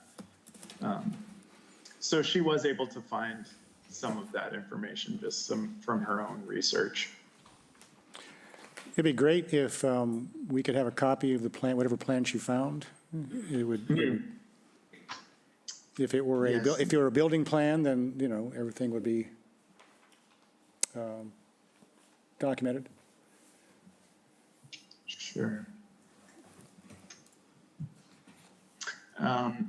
I think what it was now, I'm pulling the plan up as we speak. It looks like it was a site plan that was generated for the septic system that was put in. Right. And it showed the footprint of the shed at that point. Right, so that wouldn't be a building plan approving it. It was probably just, it was, very likely was put in there by some previous owner. Yeah. Which happens a lot with sheds. So the shed is in, where is it? It's in the NDZ, right? So, yeah. I mean, the ideal thing would be for you to come back with an after the fact, or not for you perhaps, but for the applicant, to come back with an after the fact approval of the shed. And that, in that case, it would be, we could, if we approved it, it would be documented, and it wouldn't, no one would have to be concerned about it after that. That's the correct way of handling it? If I may, what sort of filing does that require? Can I submit an administrative review for an after-the-fact shed? I don't know. Let's let Nikki talk about that. I'm not really sure about exactly how it works. Yeah, I was just about to ask. I don't think it needs an NOI by any means. No. Unless anyone has any real concerns about it, I'm fine with an admin review, just to get it on record so that anyone, looking through the file knows that it was approved. Right. I think that's a prudent course at this point.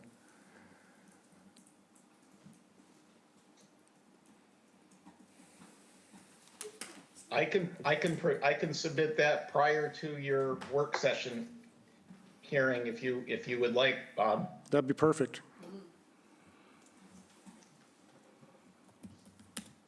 And we do those online. I don't know if you knew that, David. I'm kind of a dinosaur, Nikki. I know. I was like, Danny's not there. I'll try. I'll do my best. All right. Anything else from your side? You've talked about clarifying the plantings in the bank. We talked last time about converting it'll be steps down instead of boardwalk, or what we were calling a boardwalk. You've already done the important thing in my view, which is to make all the plants native, including the foundation plants. So as far as I'm concerned, you've done what you were asked to do. Yeah, and all that ivy will be taken care of, which will be a benefit to the whole area. It's a good project. It's going to make a lot of benefits to the project from an ecological perspective.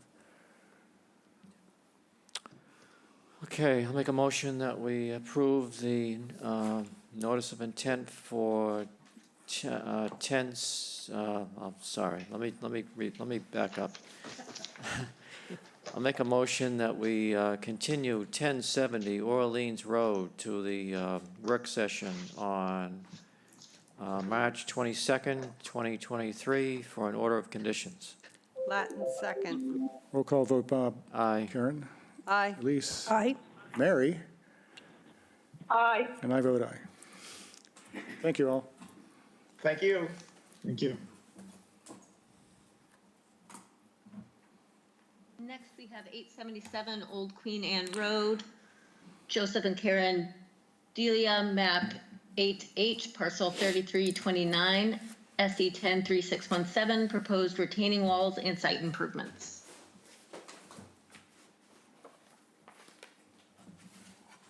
Good afternoon, this is Jason Boylo from Coastal Engineering. I'll be representing the project.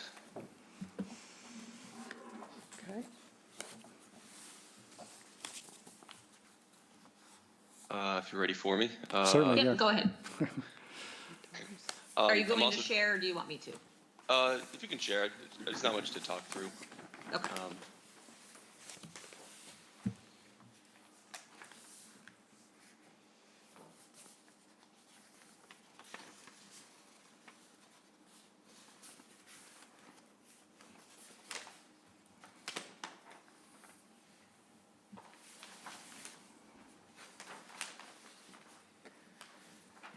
Figured in the meantime, when it's coming up, I can just describe the project. The house has a current staircase and flower garden between the house and schoolhouse pond. They are asking to replace the majority of it, including moving the garden a little bit and adding some stairs to make it a little safer. They're moving the garden just a couple feet to include the room for additional retaining walls.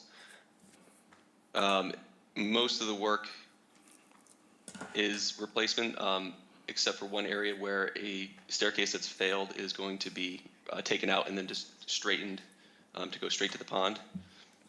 Okay, I see the plan now. So between the garden and the existing second floor deck, there's a stone retaining wall that's starting to get undermined. So the part of this project is to just add a pressure treated timber wall between the existing garden and that stone wall to help stabilize that area. And at the top right section, the current staircase is just going to be replaced more or less in kind, but they're going to add some timber walls that extend out to stabilize the hill.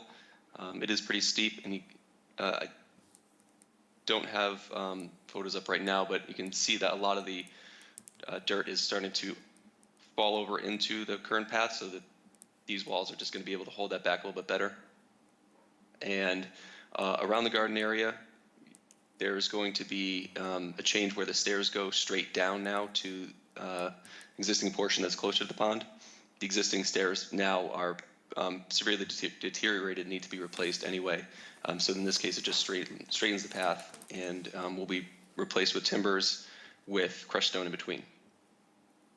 And then the disturbed area will be replanted with native plants.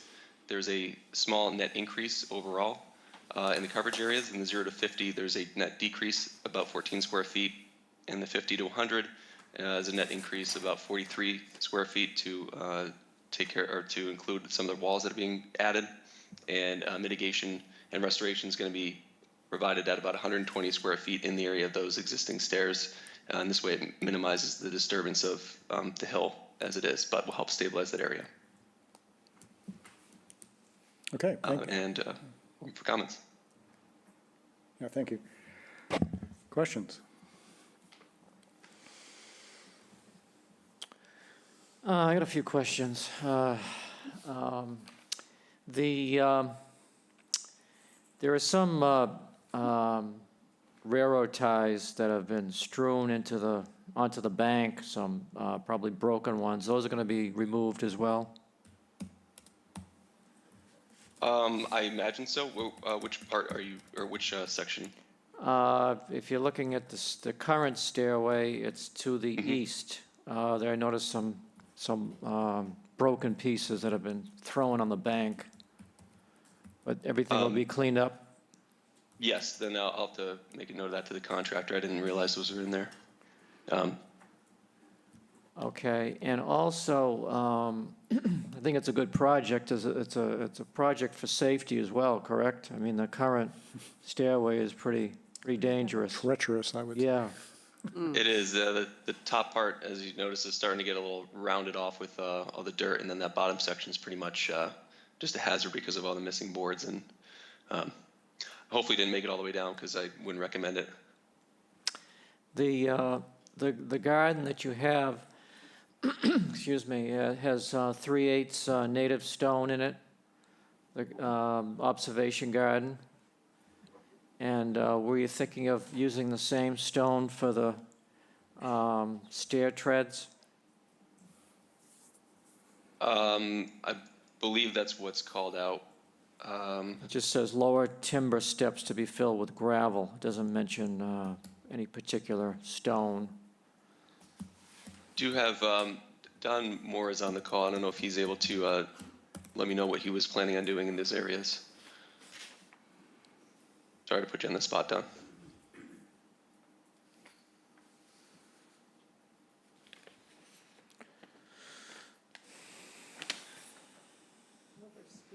If Don is speaking, he's on mute, I think. Or whoever is speaking is on mute.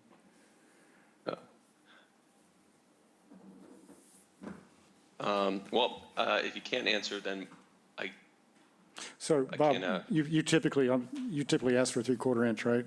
In this, I mean, yeah, 3/8 stone, the pea stone tends to migrate down the bank, you know, with people walking up and down.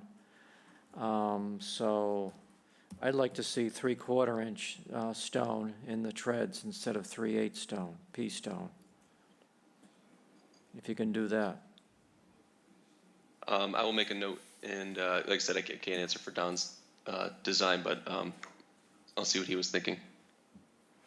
Oh, yeah. Okay, and the other thing was, yes, sorry, it is going to be 3/8 inch crushed stone, or pea stone. That was his response. yeah, that's the issue, I think, right? Mm-hmm. yes, yeah. So can we change that to 3/4 inch? I don't see that being an issue.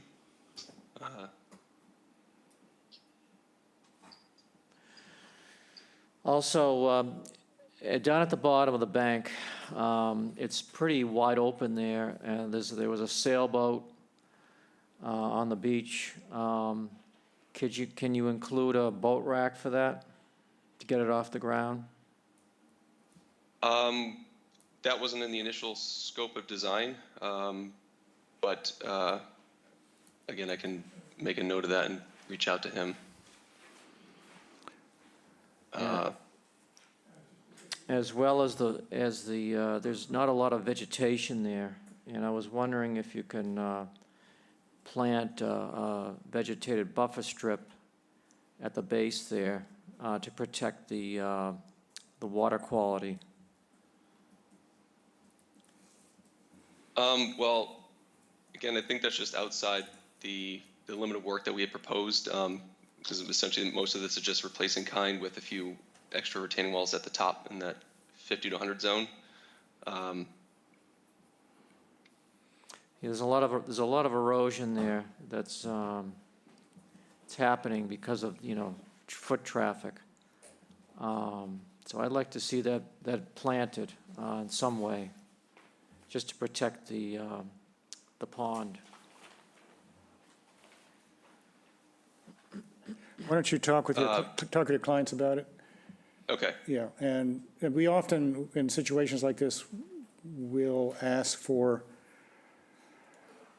things like this, where we see erosion, where we see watercraft being stored on the on top of beach grass. In this case, there's also a dock there, sort of looks like a floating dock that's just lying next to the boat. So I know you consider it to be outside the scope of what you were working on, but nevertheless, it opens up the door, I think, to make things better. Also, I think Okay. that your calculation table that's in the NOI, it says not applicable on everything, yet it is applicable because you do have some decrease, some increase, and you are offering some mitigation, so I think you should update that table.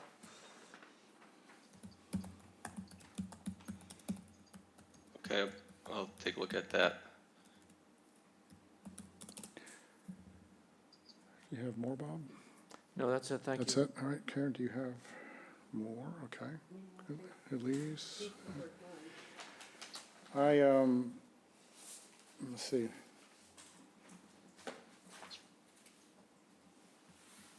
In your materials, you said a letter was sent to NES Heritage Program. Have you received a reply from them? We have, let's see if I can pull that up for you.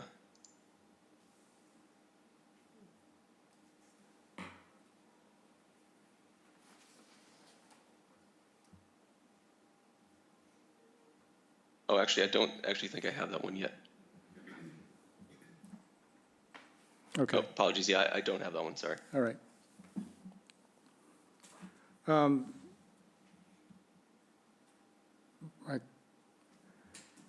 know you have the mitigation plantings that you are proposing. There's, what we know are the plants that you're planting, and we know the area where they're going. And I suppose for a small area like this, that's adequate. Sometimes we ask for more specific plan of where they're going, et cetera. But what you don't have in there, and we see this with projects where it's really a small amount of mitigation, we don't have any idea of how the soil's being prepared, what will cover up the area after the plantings have gone in. Is it going to be native grass on top? Is it going to be mulch? Is it going to be whatever? Is there going to be, how will the soil be prepared? In other words, a plan of care for the plantings. If we continue this, I would like for you to put a little bit of information on there on how you are putting the plants in so that we have some assurance that they'll survive. Okay.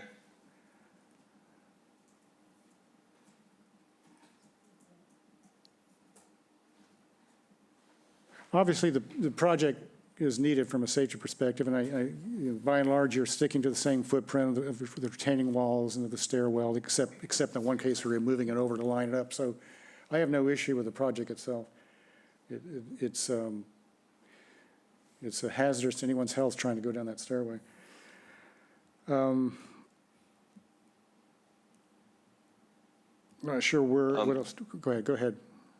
I did receive a response from Don. So the mitigation area is going to be top dressed with loam to fill any holes, and then, yeah.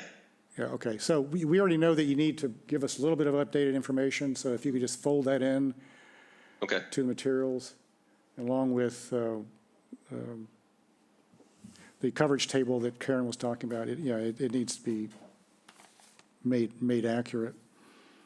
And these plantings, these aren't plantings that are going into the garden area, correct? Correct. What goes into the garden area? Because it is in the 50 to 100. That I don't have information on. I just have it called out to be planted. I think it's Okay. just yeah. Looks like it might be a cutting garden of some kind Yeah. or something like that. But it would be nice to know, since it does exist already, so, but it would be nice to have it specified, just so we can be sure. Part of it is part of it in the NDZ? It's all, the planting garden is in the 50 to 100. Planting garden, okay. That's that existing garden Yes, being moved a little. The observation garden, actually, I never heard the phrase Observation. observation garden. I'm not sure what Yeah. that is, but we'll just call it a garden. I guess because it's partway down the hill, it's probably the easiest to call it that. I But guess. yeah, I see what you're saying. It's mostly perennials are going to be in that upper area. Yeah. All right, so where are we with this? Anybody have, it doesn't sound like we're asking for anything substantial. We're just asking to clear up a few details. And the boat rack, see if your client is willing to install a boat rack for that sunfish sailboat and planting that VBS to protect Schoolhouse Pond. I guess I think, Bob, you're talking about plantings to capture runoff and erosion that occurs uphill.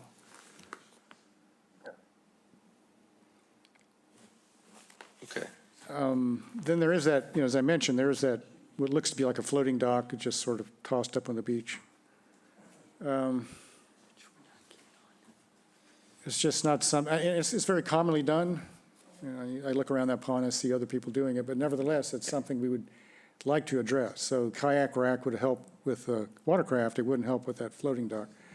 Very often when we write an order for an application like this, we'll put language in we'll put conditions in there that say, in effect, watercraft and other things like that shall not be stored on top of the vegetation at the edge of the pond. It's not something that we have to try to address. So you talk with your client about that, and I don't know if there's anything done about it, but strictly speaking, that dock shouldn't be stored there. And strictly speaking, it should be stored out of resource there, but of course, getting it up that bank would be impossible. So I'm not really sure what your options are. Okay.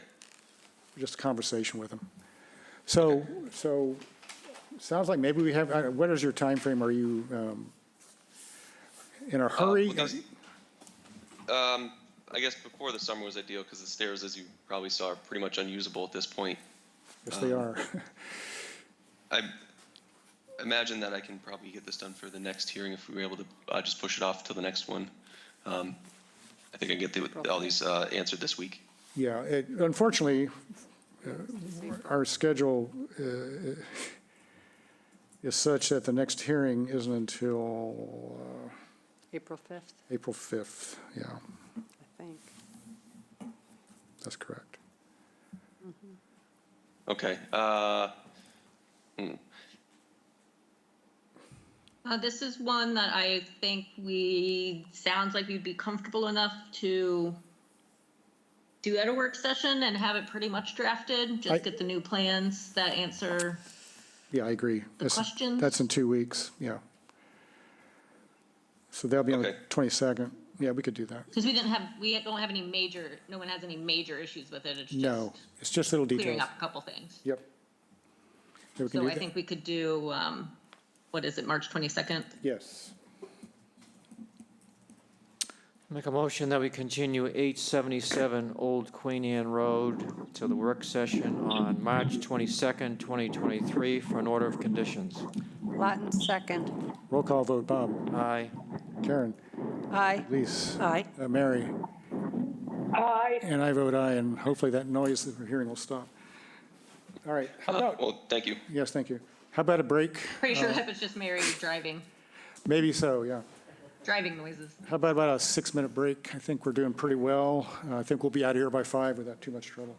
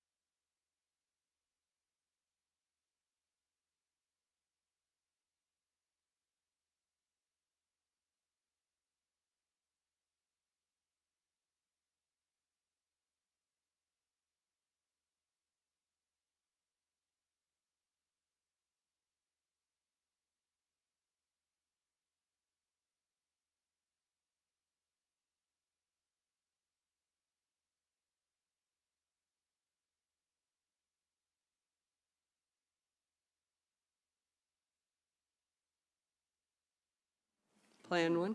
Because they need to have a site visit, it's gonna be like a 2-hour site visit, it's a huge, huge site. Can we do it before April 5th? Before April 2nd? You're talking about the golf course. We're back. Okay, Nikki, are you there? I'll call you back. Yes, I am. Oops, okay. Sure, but anyway. All right, so we're on Eastward Ho, correct? Yes. All right, so 325 Fox Hill Road, Eastward Ho Country Club, map 10M, parcel 21, SE 103618, proposed golf course improvements, including grading and invasive species management. Good afternoon. For the record, Sean Riley, Coastal Engineering. Jeremy Schaub and Seth Wilkinson from Wilkins Ecological are joining me today. This should be a really good project for the commission. So, I'm sorry, Sean, could I interrupt you? I actually thought you were going to continue this. We are going to continue. I just want to give everybody a high-level view of this. Okay, because I think about 10 I don't think we really looked at it in any detail, because I told everybody. Yeah. Okay, all right. Nope. Just 5 minutes. Okay. That's it. All right. All right. Just want to give you an overview before we go out to the site visit. This is a very unique project. There's no buildings, parking improvements, sport courts, no hardscape improvements. It's really just modifications to the layout of the golf course. And more importantly, about 50,000 square feet of restoration and mitigation that we're going to be doing along the bluff. We'd like to get the commissioners out to the site with boots on the ground to show you where these are, because I think it's going to be very important for you to see. You really can't tell from looking at the plans exactly what we're doing. So, so with that, 2 minutes. That's all it took. I just wanted to introduce the project and try to nail you all down for a nice walk out at Eastward Ho. Yes, yeah. And, I think Nikki and I got invited out for sort of like a preview, but it was some time ago. Was it last fall? When was that? It was some time ago. It was, yeah, it was late summer, early fall. Yep. Okay, right. And some golf carts involved, and a lot of ground to cover. There's a lot of ground to cover. We'll have golf carts for everyone to go around, but we should expect about 2 hours to get through all the work that we want to do to give us enough time. Yep. So I guess the question is, how do if you were to send us, Sean, some proposed times and dates from your team, then we could just see when we are all available, because I think it's important that we all be, if at all possible, all of us be there. I don't want you to have to do this twice. Yeah, and again, so I've spoken with my colleagues, and looking at our calendars, we can make ourselves available whenever it works for the commission members. So really, I guess it's getting the group of you together to nail down when everybody's available. Yeah, I think the two of us are not here today, and so I think we'll have to do it by email. So you don't, you just want us to give you some times and dates? That would work for us. Okay, we can do that. I'll poll them and get back to you.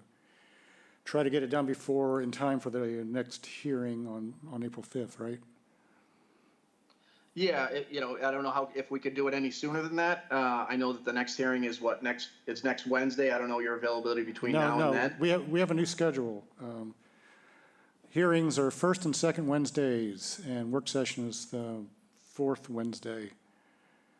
So that means. And this is a 5 Wednesday month, so it's even weirder. Even weirder, yeah. I'm not sure about this new schedule. I've been emailing back and forth with Nikki on this. I think it's got a lot of problems, and this is sort of an example of it. Mm-hmm. But nevertheless, the next hearing is April 5th. Okay. Then we'd request a continuance to the 5th? Yeah, because I don't think we could deal with this at a work session. I mean, some things we can deal with at a work session, but not this, I think. All right, yeah, I guess the most important thing is to have you all out on the site and seeing everything that we're doing and spending the adequate time to take a look at it. Right, right. Just for, this project and future, if we do these group site visits, do you want to do them that same morning, or is that just making it too long of a conservation day? It's fine by me. It's really up to you. It's, to be fresh in your mind. So if that works best for you, it would work for us. Same day as, I don't know about that. So again, I'll leave it, I don't know about I'll leave it to you all Yeah. to, Like that Monday would be, how about April 3rd? Because we can see if April 3rd, you can't do it, okay, April 4th? I'm away starting you're a whole- April 3rd. Oh, I see, okay, so that'd be the previous week. So I for- would prefer it be in March if we can.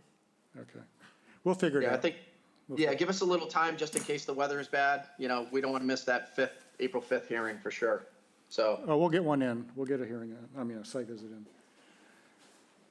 okay. Make a motion that we continue 325 Fox Hill Road, Eastwood Ho Country Club to April 5th, 2023. Latin second. Roll call vote, Bob. Aye. Aaron? Aye. Elise? Aye. Mary? Aye. And I vote aye. All right, we'll see you before April 5th. Very good. Thank you.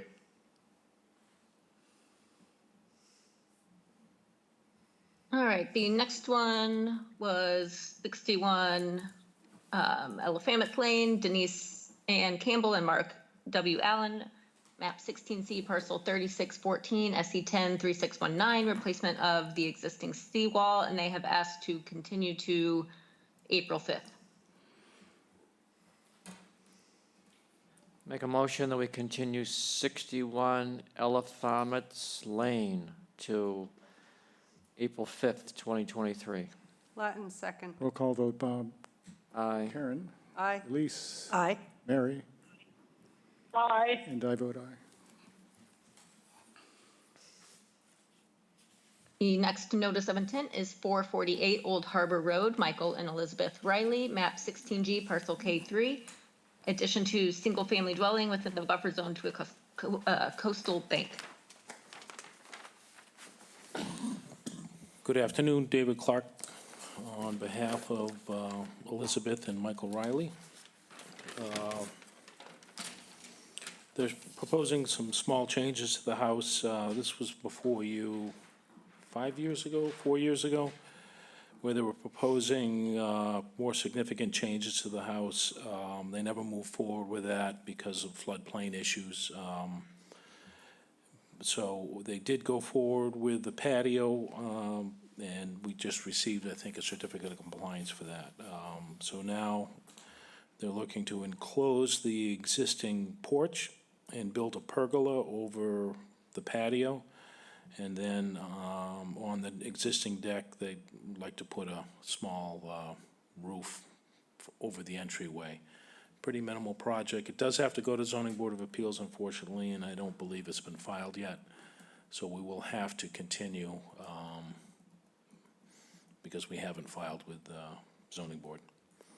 There's no changes to site coverage. All work is within existing hardscape areas or structure. We do have to, I think, hand dig for 3 sonotube posts, footings, for the pergola. Other than that, there are no disturbance of naturalized areas are proposed. Okay. Quite honestly, when I looked at this, I thought, this looks like it could have been an RDA. On our end, an RDA is almost as much work as a notice of intent. So we decided to file a notice of intent. Okay, all right. Doesn't hurt, I guess. Anybody questions? It is a minimal impact project for sure. I couldn't think of anything, I couldn't even think of a condition that we would throw in there. Yeah. One quick question, David. The drainage, so you're going to enclose the porch, so you're going to have a roof, so you're going to have drain water? Well, there's a porch there with a roof on it now, so we're not extending I the see. roof. So the pergola is open, obviously, so, but Just- that just the small side, roof, yeah. the small roof that's over the deck, I think there's gravel underneath that deck already. So Okay. we're not really changing the drainage patterns. Okay, thank you. You're welcome. Nikki, can you think of any conditions? Not really. I mean, I can do extra research and see if everything's permitted, so we can make it complicated, but. Gotta have one. We've never had none.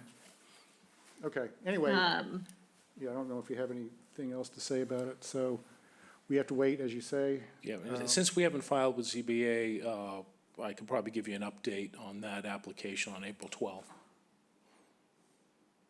Oh, I see. Yeah, okay. Yeah.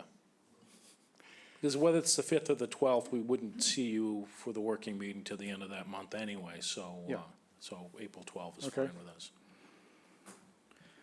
Make a motion that we continue 488 Old Harbor Road to April 12th, 2023. It's 448, not 488. Oh, sorry, 448, correction. Latin second. Roll call vote, Bob. Aye. Aaron. Aye. Elise. Aye. Mary. Thank you. Aye. And I vote aye. There's no- The next notice of intent is 149 Skyway, Paul and Sabrina Tabalone, map 10F, parcel 19R13, view management and habitat restoration. Good afternoon. For the record, Jen Crawford from Crawford Land Management. With permission, I'd like to be able to share my screen, please. Yes, no problem.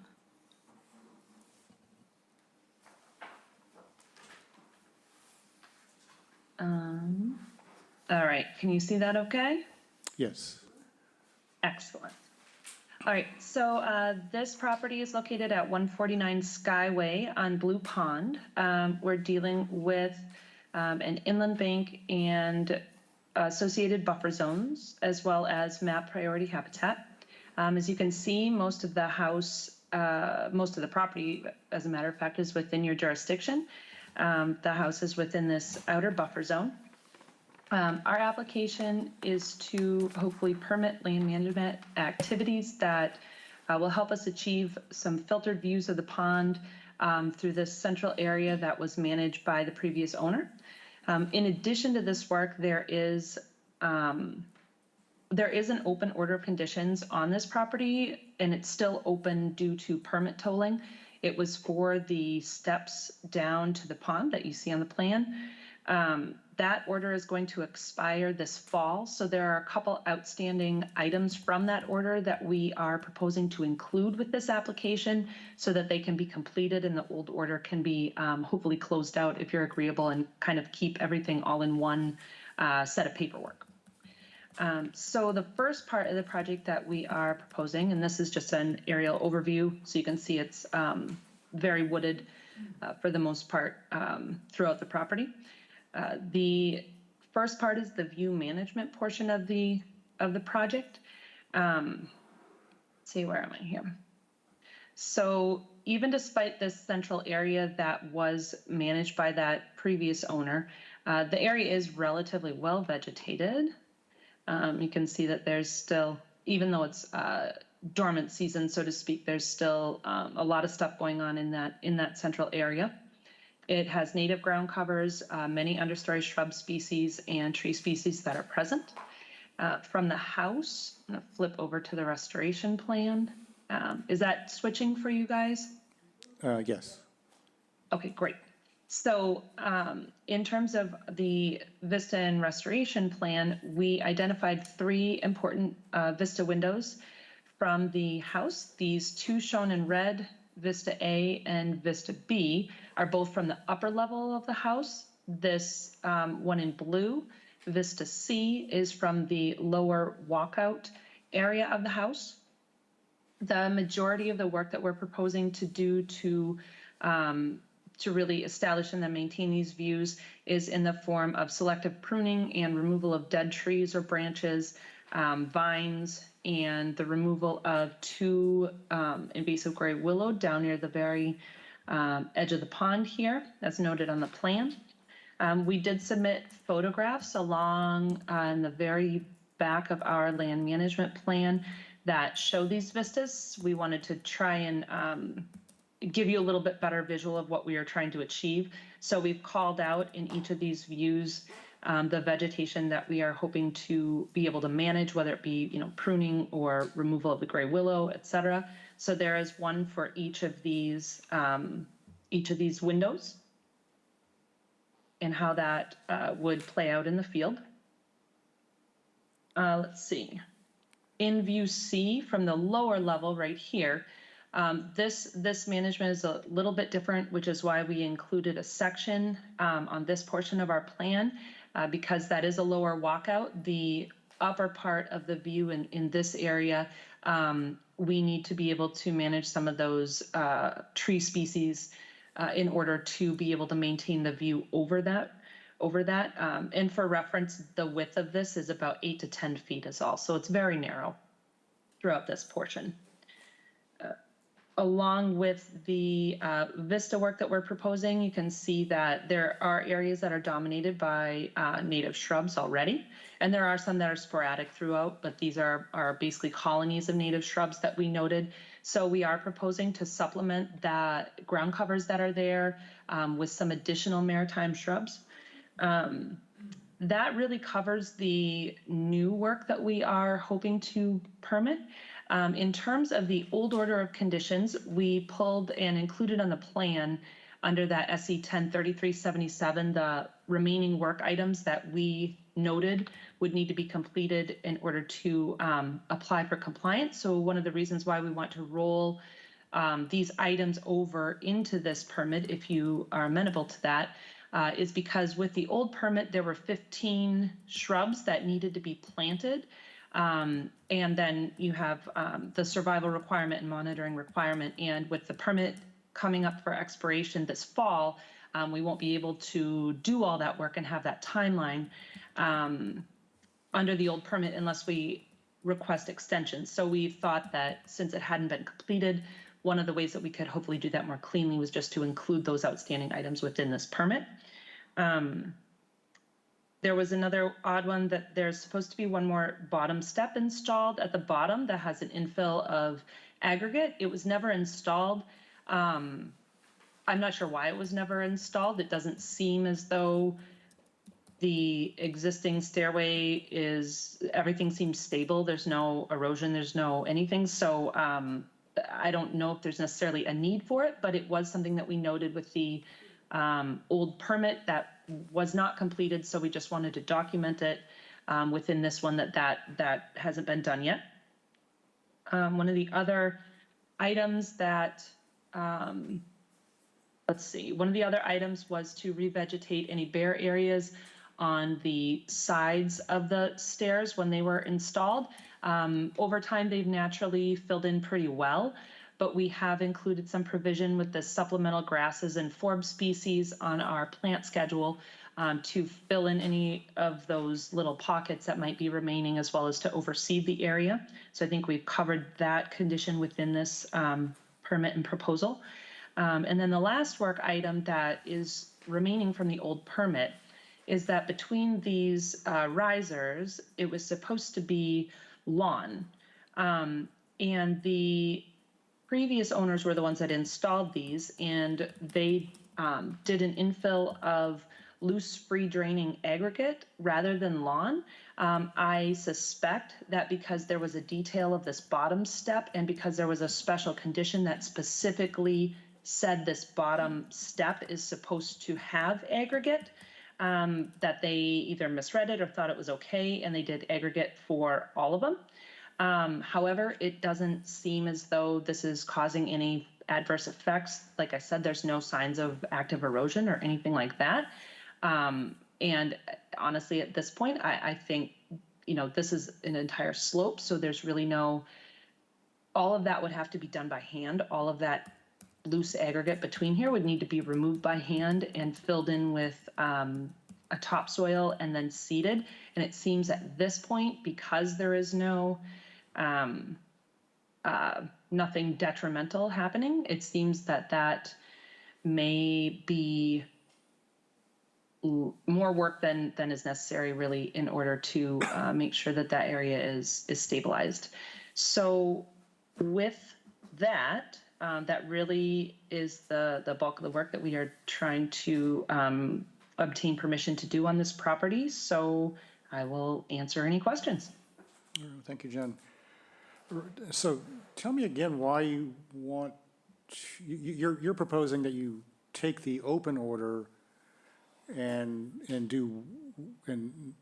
not close it or close it? You not close it, go ahead, explain it. Yep, we would like to close it out because Okay. it's going to come, it's going to expire this fall with tolling anyway. But before closing it out, we want to make sure that the remaining work items, those 4 items that I noted, were included in this new Okay.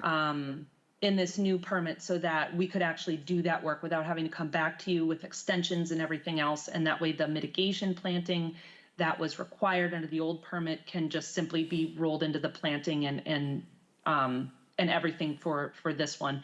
We were hoping it would alleviate us tracking 2 permits within our office and you tracking 2 permits within your office, but still get all of the requirements of both met. So that was our hope. If you Okay. don't like that idea, Well, we'll see. No, it's, See if on my Nikki, side, it's way easier to absorb all the permits into one, when stuff like this comes up. So it's a lot easier to just close that one out and I don't have to look at it anymore and it's all absorbed into a new one. But- So I agree with that approach. would it be a partial closure because not everything will have been done, or will have everything been done? Because the new one will include anything that hasn't been done, I think we could go with a full closure. Okay, I would think we want to do a partial, just so that there really is. Well, so that's why we issue the new order before we close out the certificate of compliance. So everything I that see. All wasn't right. done on the old one will be incorporated into the new one. And then we can close out the other one and say, there's an option on there that says partial, this stuff wasn't completed or something like that, but we can, or I can, no, it wouldn't be that option. It's a full closure, but I can put a note on there that says some items were not completed, C, SE, whatever, the next, or this SE number. and that's exactly why we haven't applied for compliance on that old order yet. We wanted to make sure that this was a route that, that you guys agreed with and that was helpful to you just as it's helpful to us, so. All right, thank you. So we just have to approve the new one before we close the old one. Okay. So is it possible then, if that's what we're going to do, to have the things from the old order highlighted so we know we can make sure that what's being done is truly the old order plus whatever is necessary for this order? So, yeah, so they are actually, we took the liberty of highlighting them on our plan and calling them out specifically from your special conditions here. And we took that language pretty much directly from your order of conditions, so. And we also did take the liberty of, we call it the 15 shrubs in this gray tone on our plan. And we also called them out separately, mitigation plant schedule, and called out the old order specifically on there, anticipating that would have reference back to that old order of conditions. So, but the installed 15 mitigation plantings along the east side of the stairs, they're in bold. Is that, maybe it's my plan. I don't see anything particularly bold on the plan unless it's the things that are more grayed out. Yeah, yep, Oh, that's the okay. 15. And then in the plant schedule, it's called out specifically, those 15 are called out separately in our plant schedule in reference to that order with the species and size I and see. quantities. Yes, I do see that part. Okay. All right.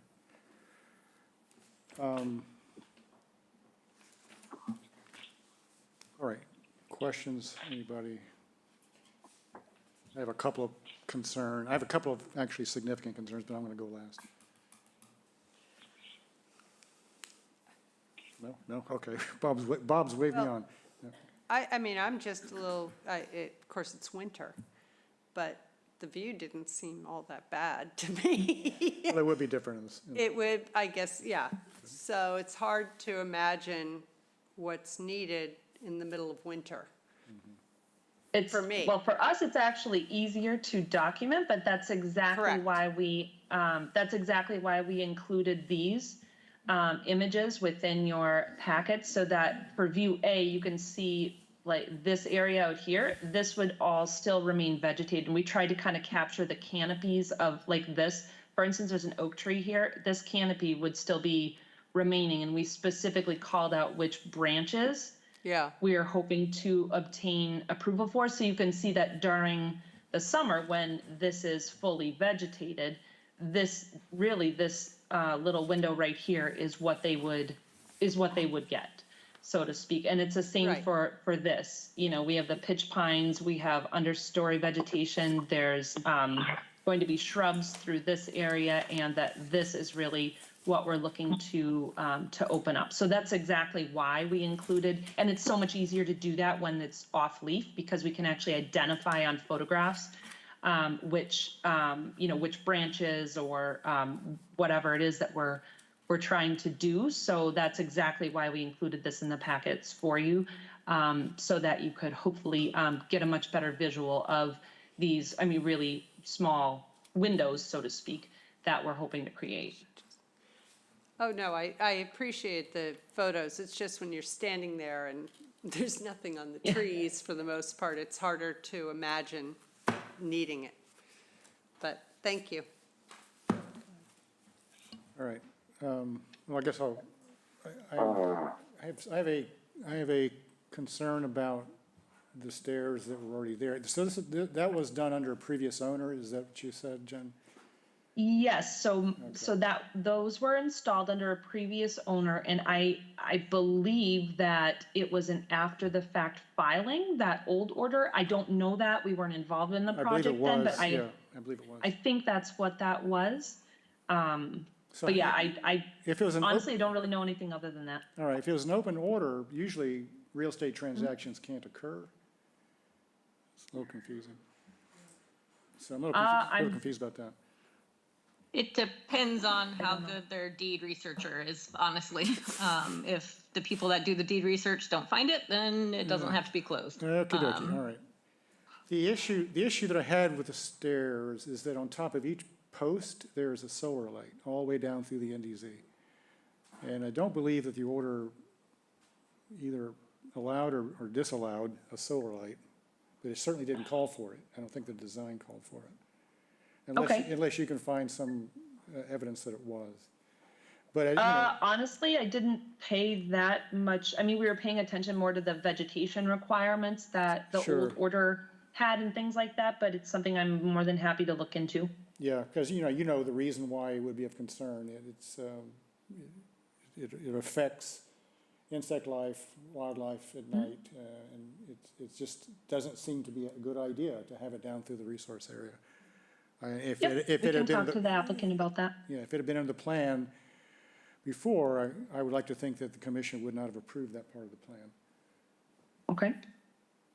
On that note, just, we haven't really, in the 2 years or whatever that I've been here, solar hasn't come up that much, solar lighting on stairs. Would it be okay to do like some sort of thing that just lights up the stairs like as low as possible and not on the railings, or just no lighting at all? I would prefer no lighting. I think it needs to stay dark down there.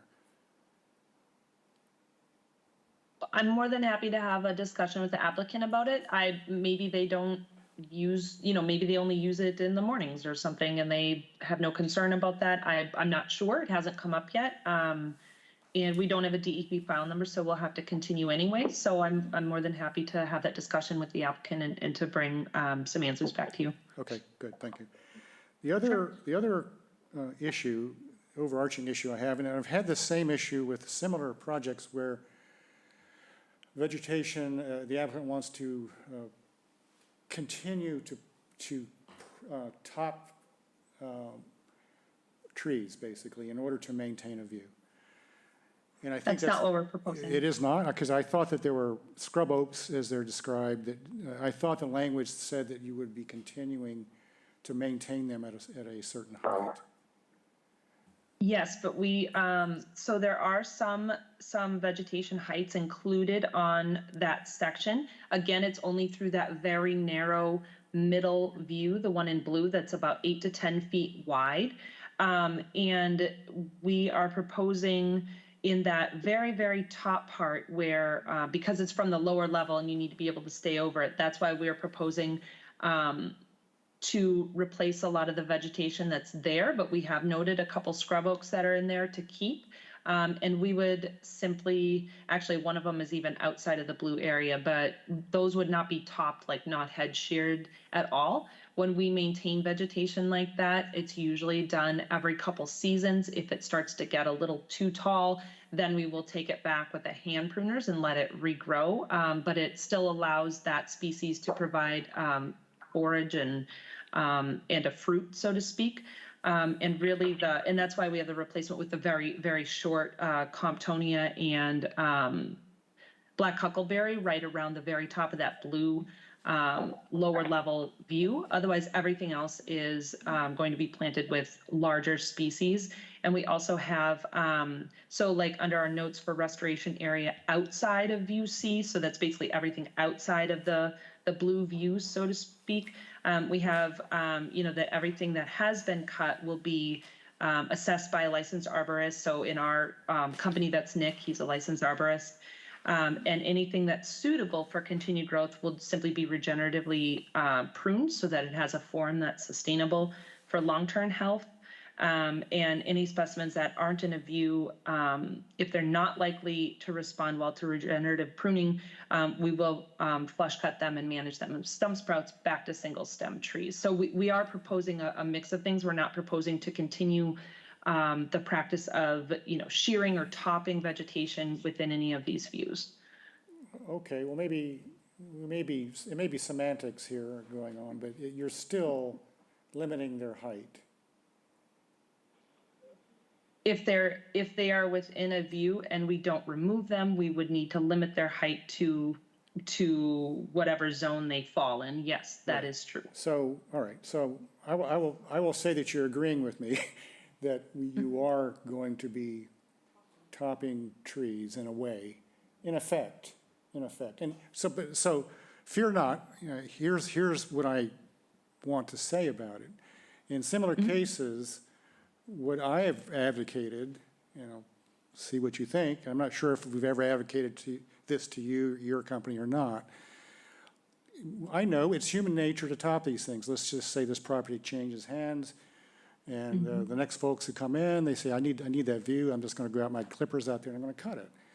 The better approach to me is simply, and I'm okay with replacing oaks, let's say, with shrubs that won't grow so tall as the view is obstructed in all cases. Yep, and I know you're doing some of that, but I'm saying, let's just do that. I'd rather that be what you do to all of the trees that are, that will grow up in a view. Previously maimed.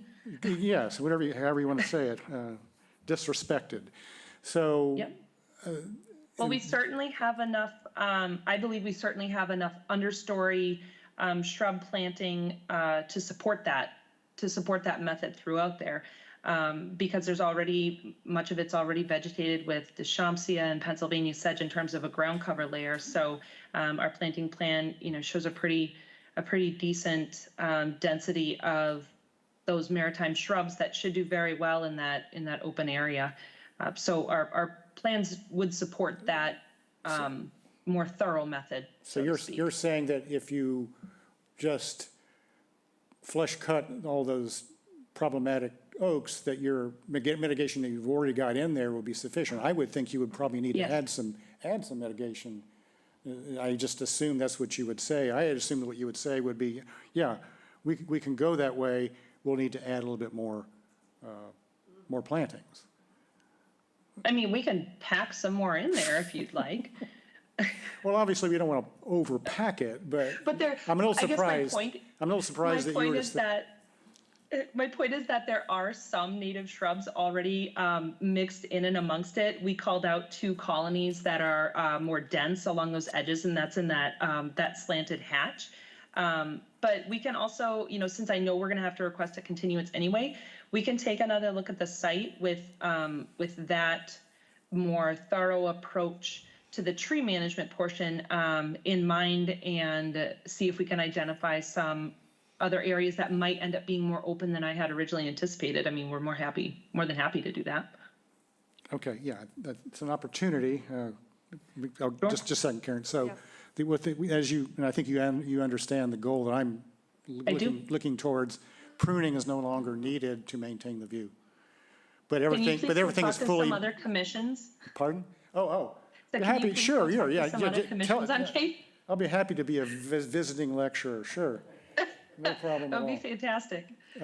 I just think it's the right way to go, for all kinds of reasons. It makes sense long-term, honestly. It does. And the site is already very well vegetated. It has plenty of canopy trees for, the majority of that waterside part of the property. But it's an opportunity to put in, a multi-layered area there without having to prune it. All right, so Karen.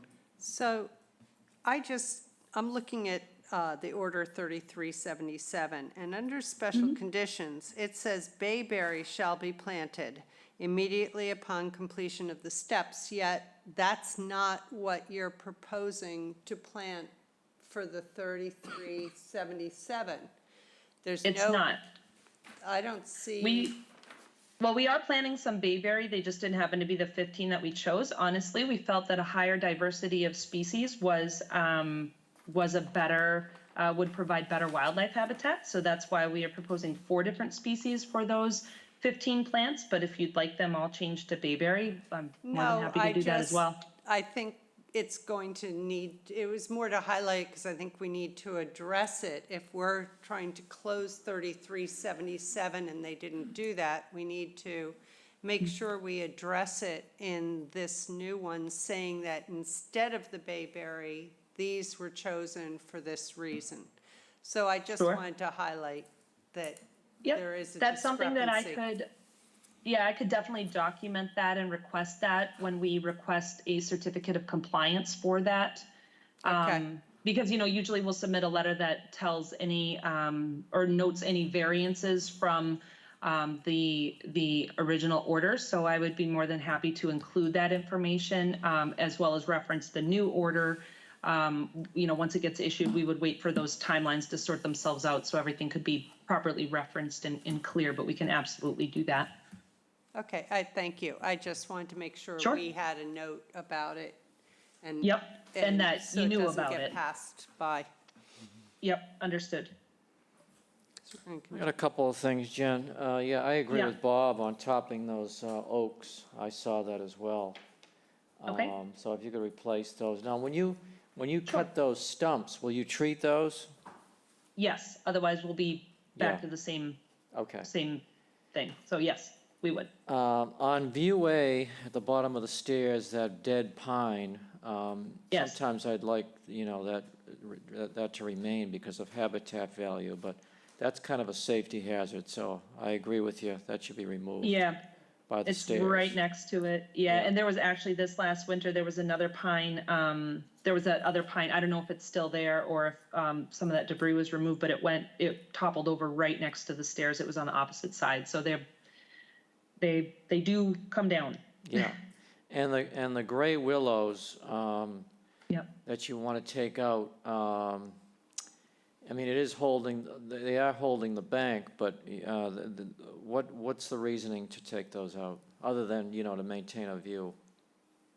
So they are a likely invasive species. They are very prevalent, and they have the ability to root in and actually spread fairly substantially when they want to.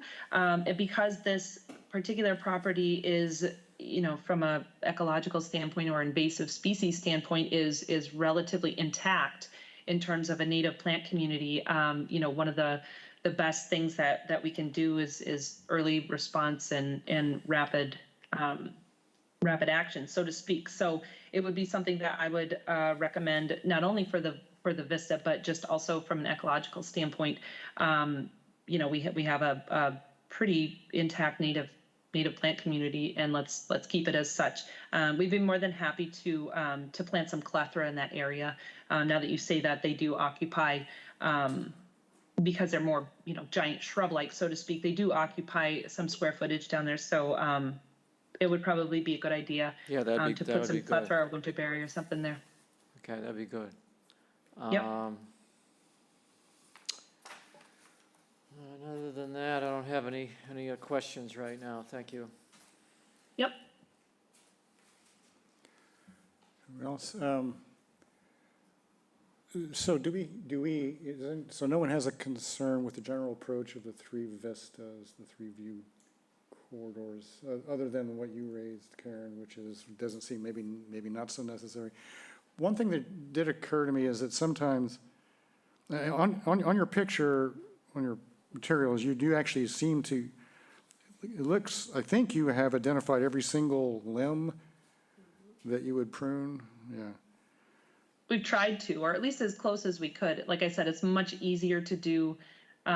It's much easier to do when it's off-leaf conditions. You can actually see them, and it also helps give our crews in the field some direction in terms of what the overall intent was. I anticipate that after completing that work, once everything leaves out, there may be a couple other minor things that we just simply weren't able to identify at the time, and that would be something. Like with all projects, we would talk to Nikki about to understand whether it was something minor enough that she could approve it for us, or if we had to come back for anything. If we missed something big, so to speak, then we would be back in front of you. Yeah, or just ask Nikki to come out and stand next to you and, Yep. I mean, this is part of an AR process, I think. Removing limbs for view purposes, I think, is within the scope of an AR. Yep. Or Nikki would probably just agree to come out, I would expect. Yeah, that would be fine. It's definitely easier if it's leafed out, so I can see, what view you're actually trying to obtain, but. Yeah, but Yep. that's the part that I'm coming around to. Often when we get asked, or Nikki gets asked, she'll go out there and stand there and say, yeah, that branch, no, not that branch, that branch is okay, and so forth. And it's really not easy to do unless everything is leafed out. But of course, I guess you would prefer to do all this trimming before it leaves out for the health of the tree, right? So it's kind of Correct. a catch-22. Yeah. Well, and I think we tried to identify the basic structural pieces that would that would be necessary without going overboard into things that may or may not help, so to speak.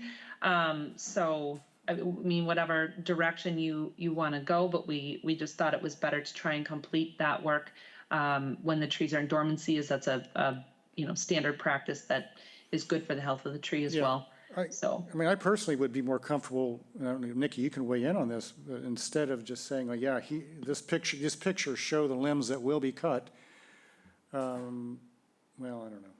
It really can only be done after they're leafed out, so. I mean, the ideal way of doing this is to go out there and identify them when they're leafed out and then cut them in the fall or something like that. But anyway, I don't know. Nikki, if you have any thoughts on whether. So I guess my main thought would maybe be to resolve that issue is do a picture like before and after. So say you get rid of the limbs now when there's no leaves, and then after, take a picture from whatever view they're trying to obtain when it's all fully leafed out, and show us, what was accomplished. Yep. Like recreate the views that we put in the application materials, take photos from those same spots so that there's a direct comparison. Yeah. Sure. And if it looks like there were too many limbs cut, just put them back. My point being, it'll be. That would have to be an immediate grafting type of thing, Bob, and I don't know that we can do that with things that are that large, but I do know how to graft. Yeah. I learned that in horticultural school. Okay, done. Never grafting that big, though. I can't even graft a spider plant, so I'm impressed. It doesn't look like, to me, from your picture that you're going too far overboard, so I guess I'm okay with it. Good. We tried to bring up what we felt was a responsible filing in front of you, hopefully. All right. Anything else from anyone? So we know we have to continue. And you have a few things you're going to talk to your client about. That's correct. And as you heard, the next hearing isn't until April 5th. Yes. Was that okay, or? That's when the next one is. I don't know that I have much choice. Well, not necessarily, because I think we're just talking about tweaks here. So, I think so. yeah, in theory, we could go to work session for discussion. I'm not sure. I'm not sure. I mean, we're talking about, let's see, what are we talking about? We're talking about, you're going to talk to your client about the lights, talk to your client about, or you're going to work with them over the idea of a no prune result. Yep. I'll take another look at the site to see what, if there's ways that we can improve the understory planting to accomplish that. Right. And I'm sure And then we have before and after view photos. So And Add some yeah. plethora. And add it, yep, I have plethora down to the bottom where the gray willow is. And then when we apply for the certificate of compliance for the other permit to include reference to 4 different species and the quantities for those replacements versus just the bayberry. So those are the notes that I have. yeah, so these are, you could consider these to be tweaks to the plan. I think it appears that we're generally okay with what you've presented with some changes. So that would, Okay. that would suggest to me that if you can get materials to us, we could address them at the work session. Okay, that sounds great. Do you have the date of the work session? I handy? do. 22nd. 22nd of April. Wait a minute, Perfect. March, March. I'm sorry. No, not March, April, not March. April. Yeah, We do work sessions every other month now. Yeah, right. that'd be great. Oh my God, you guys would be there for 2 days. Because we'd have to write a lot. Yeah, so I think if that's feasible for you, it's feasible for us. Yes, that will be just fine for us. Make a motion that we continue 149 Skyway to the work session on March 22nd, 2023 for an order of conditions. Latin second. Roll call vote, Bob. Aye. Karen? Aye. Elise? Aye. Mary? Aye. And I vote aye. See you then. Thank you very much.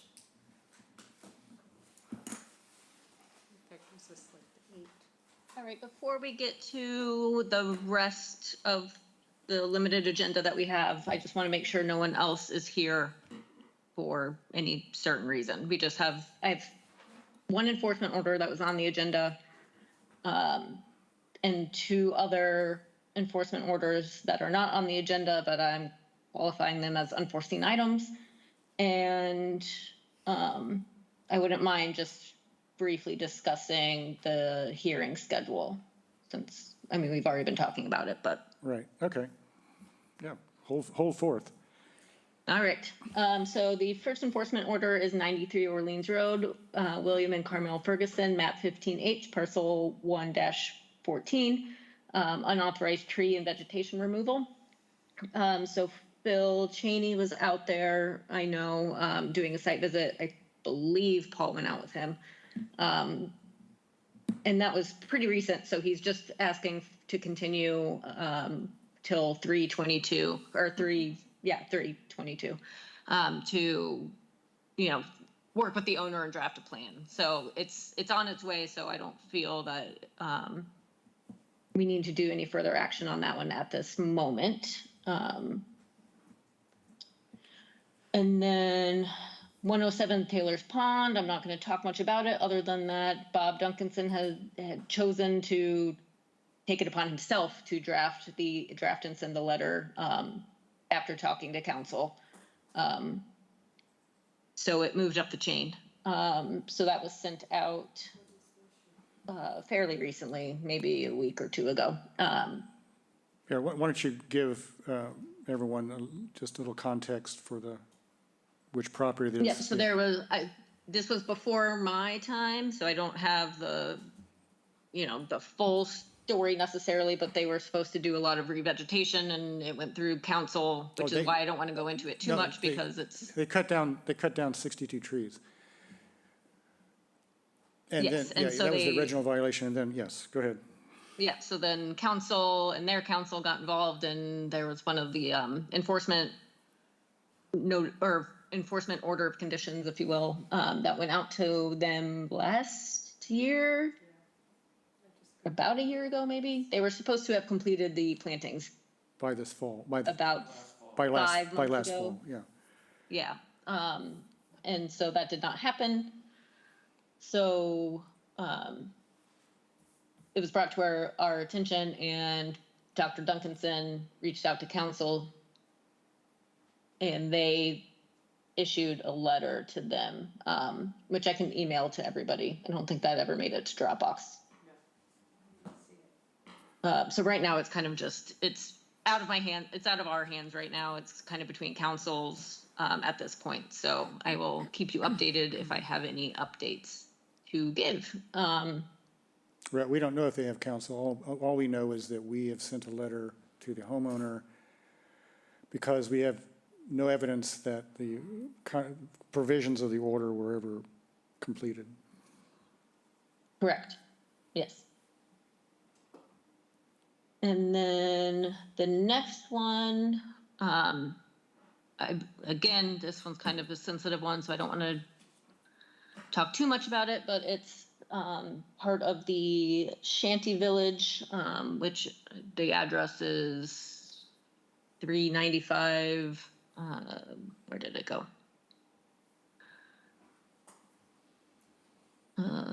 Sorry. It has 2 addresses. It's on Barn Hill. It has 2 addresses, Barn Hill and Shanty Drive. But I will share some pictures.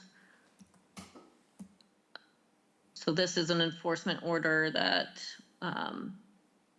will be going out, or has gone out already, just to obviously clean this up. But there's a long history with the homeowner here. So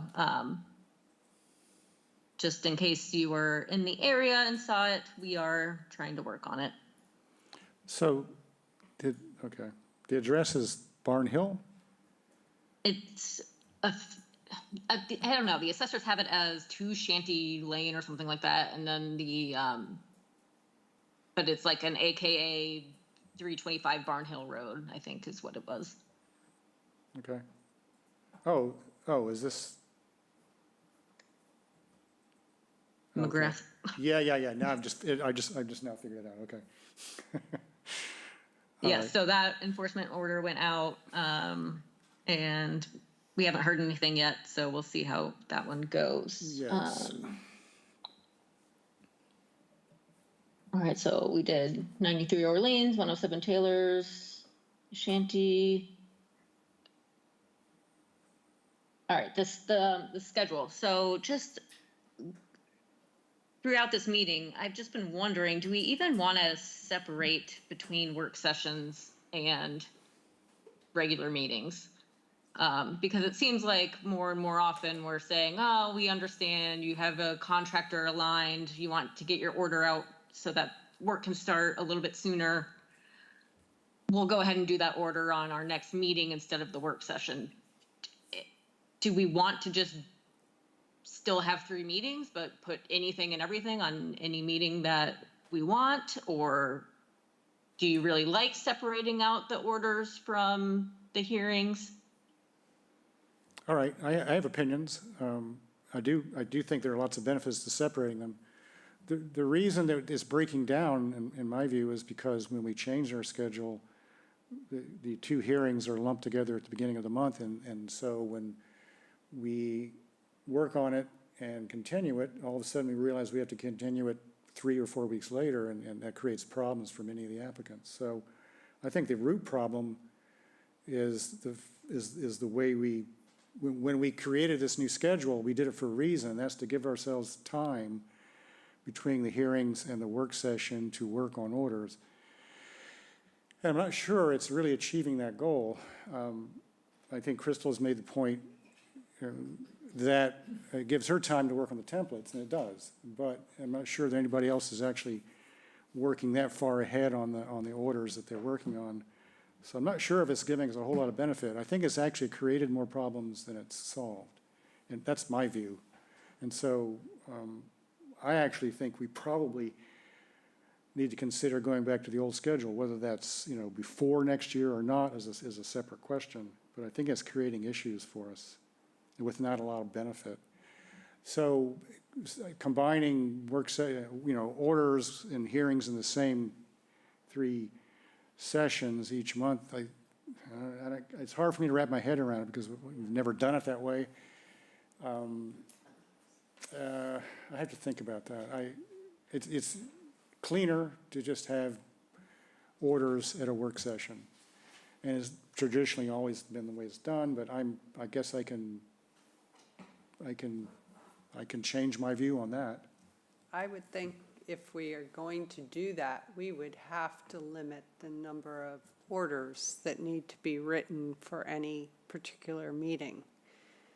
So, I mean, yeah, we could hear NOIs, RDAs, et cetera, at every meeting, but if we have, like, the last month, what was it, 11? We have, I think, at least 8 this time. If we'd have to limit, I mean, we can't do 8 orders and hear other things easily, because sometimes our orders take a while.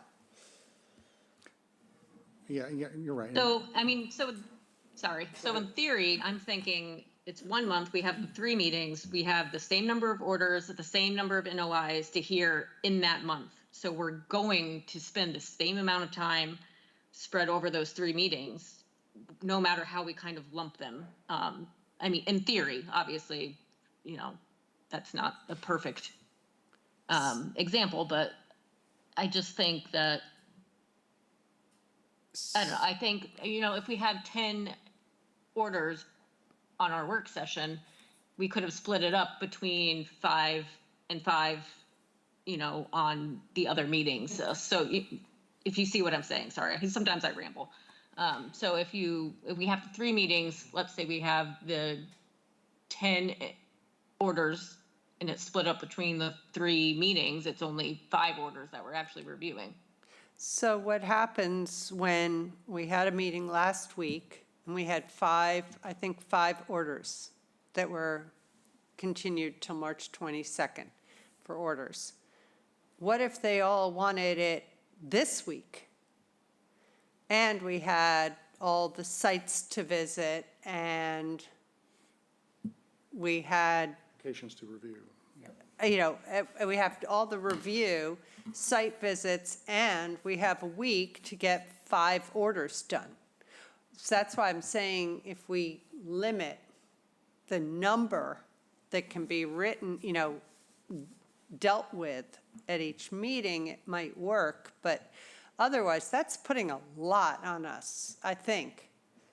I mean, I'm not opposed to work, but it takes a lot to read these applications, do your site visits, come up with, ideas, questions, and then you're going to add potentially needing to get all these orders written. And Crystal, it's 4 o'clock. Last week, I think, what time did we get out? We got out earlier, I think, we had a long meeting last week. She can't get them done that day, so you're already behind the 8 ball. And I'm not thinking that she should, by any means. I'm just saying, because Crystal does work and then we get them, you're giving us even less time. And we get Friday, everything is finalized for a meeting on Wednesday. We're packing a lot into actually maybe 5 days. So are you saying that you prefer not to mix? No, I'm just saying, I think if we're going to mix, there has to be some parameters as to what we can take on. I can see the applicants all wanting them the next possible meeting. Yeah. And if we had 8 of them, how are we getting that done and doing our due diligence for the properties that are coming before us?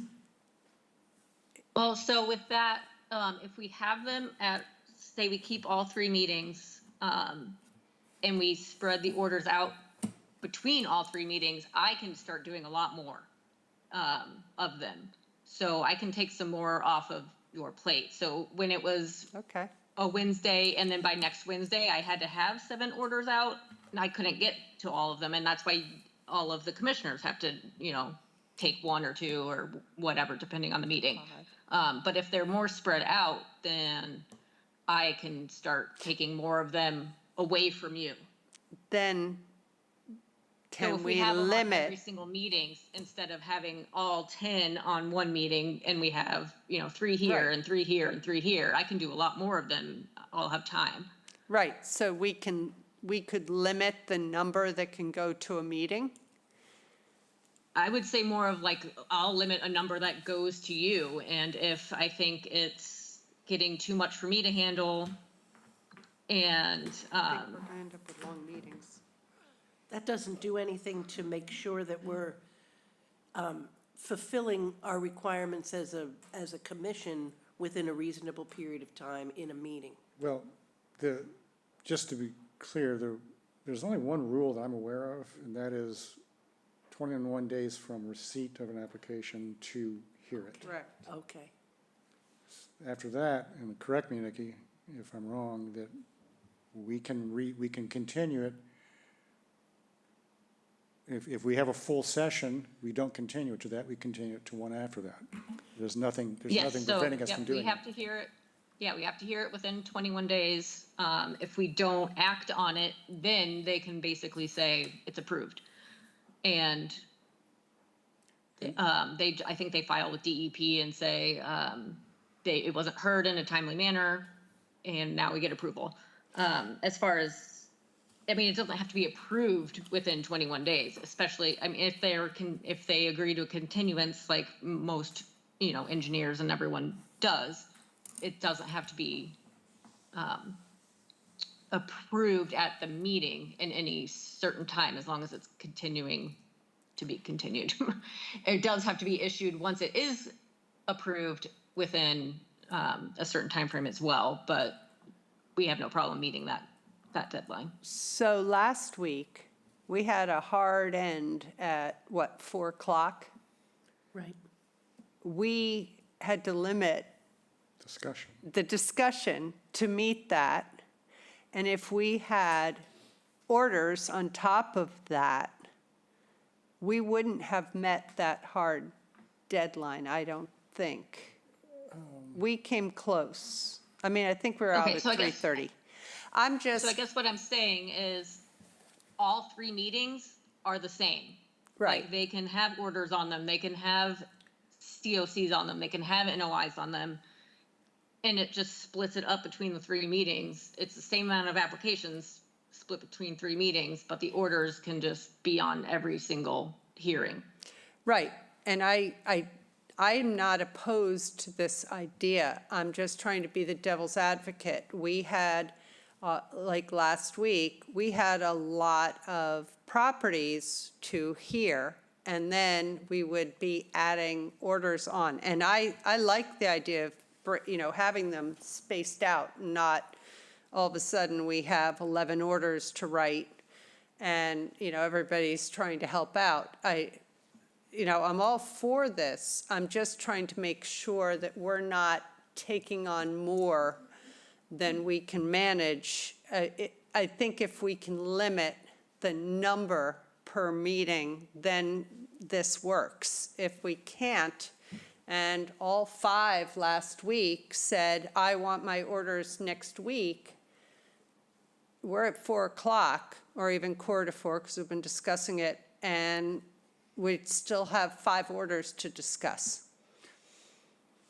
In reality, orders don't take as long as No, hearings. Usually we can get through them fairly, especially if they're done ahead, You know, if far enough if ahead. whoever works on them is diligent about it, and they're pretty complete to start with, usually we just tweak it, so. But sometimes we don't, they're not done, all of us, they're not done until a day before. That is an issue. Or that is an 2 issue. days before, and it puts a lot of extra because we've just gotten all of our paperwork. We need to have a deadline for when the orders are ready for us to see prior to the Yeah. meeting. And Right. it cannot be the day of the meeting. Or It's even- simply, or even maybe 2 days. So that has to be, as we're talking about things that we're going to change, I think that has to be part of it. There's one other issue with the current schedule that actually Nikki and Crystal and I have been going back and forth on. I have difference of opinion, I think, and that is, with the new schedule, there's a problem with the 21-day clock. It can be, if someone submits something the second Wednesday week, it can be more than 21 days until the next hearing rolls around. Especially if we have 5 Wednesdays. And that wasn't the case with the previous schedule because the 2 hearings were spaced a week apart, or 2 weeks apart. More flexible. Yeah, Flexibility. so that's why overall, I have an issue with the schedule now. Nikki, I think you're proposing as a solution, mixing orders and conditions, and orders and hearings. I think it's probably worth trying, rather I than. just don't see the point of, so I guess my thing is I have all these files in my little, bins that I bring down to the meetings when I will get back to the office eventually. And it's just, I mean, if I get an application for something, whether it's an order, a COC, like whatever, just get it off my desk, out of our, queue as soon as possible. So I just don't see the point in having work sessions separated from the regular hearings. I just want everything off my desk. They turn it in, we hear it as soon as possible. Yeah. And get it out and get it done. So Nikki, if we can. Otherwise, it sits in my bin for an extra 3 weeks. So if we combine all of them, and we're going to notify people that it's a combination hearing and work session, which is what we're talking about, do we communicate a certain portion of the meeting as when people come to the hearing part of the thing, or does it all Yeah, become? so, I mean, every commission that I've worked with before has done all the hearings first, and then at the very end is the order of conditions.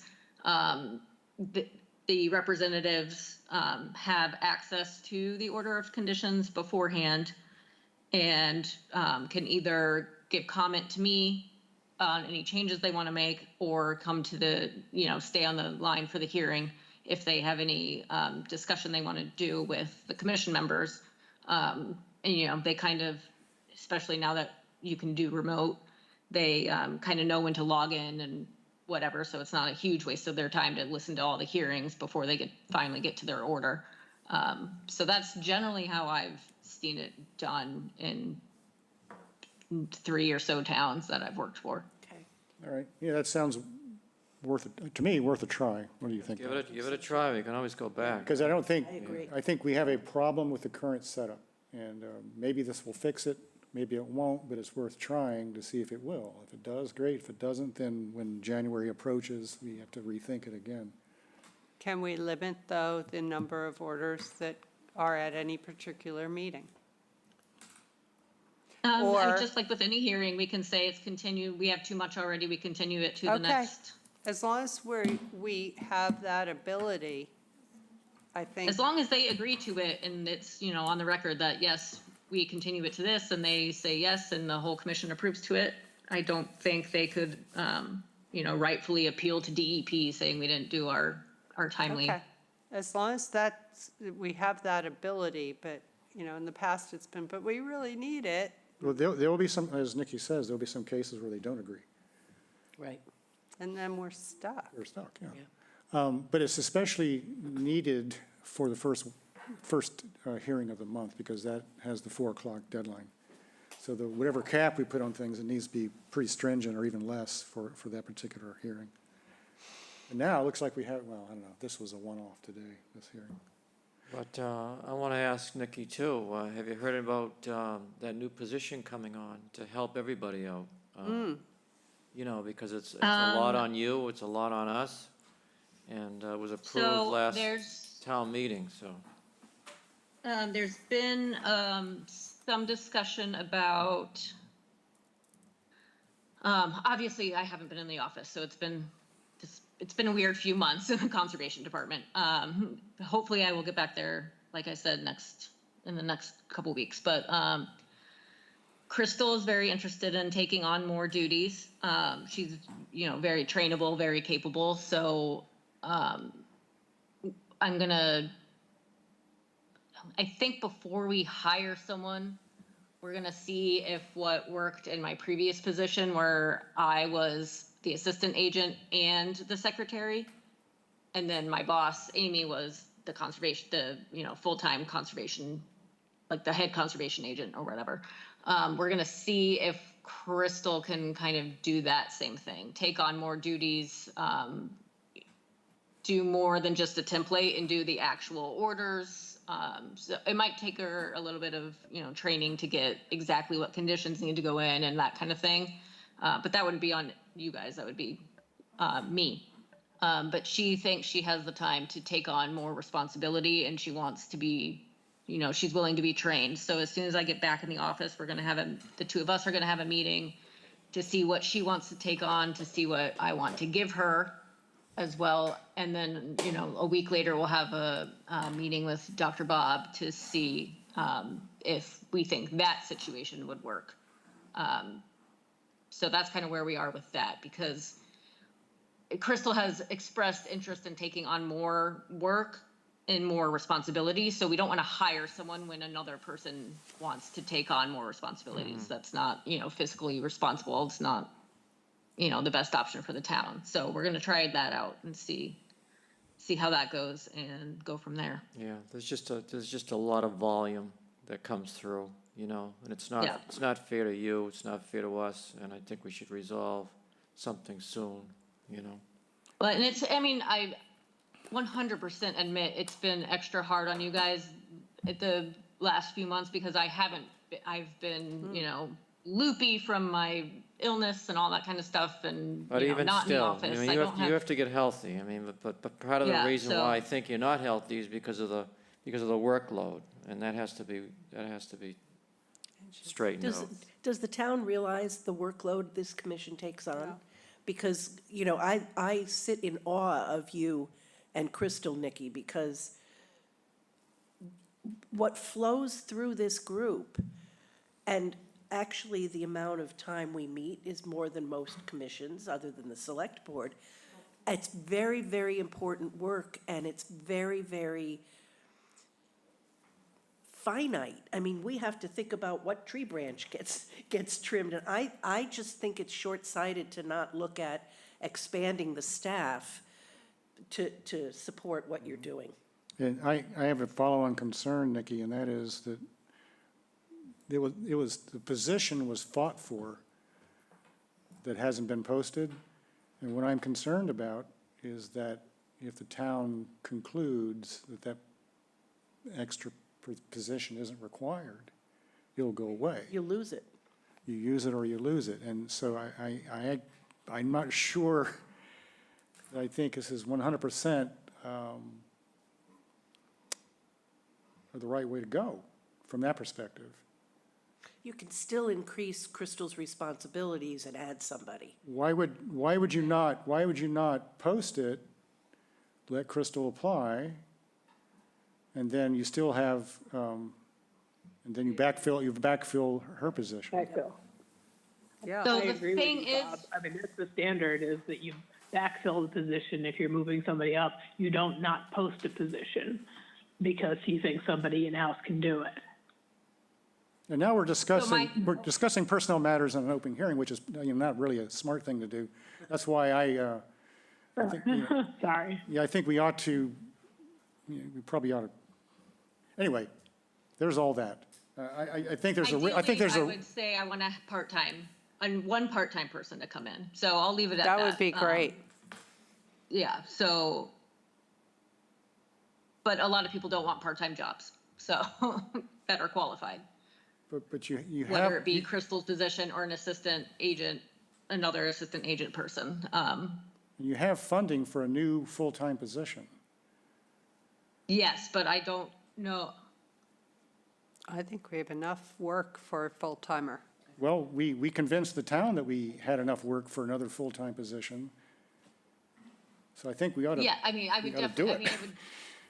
I would take all the orders off your plate. So, again, yeah, you're right, Bob, we probably shouldn't be talking about personnel stuff before.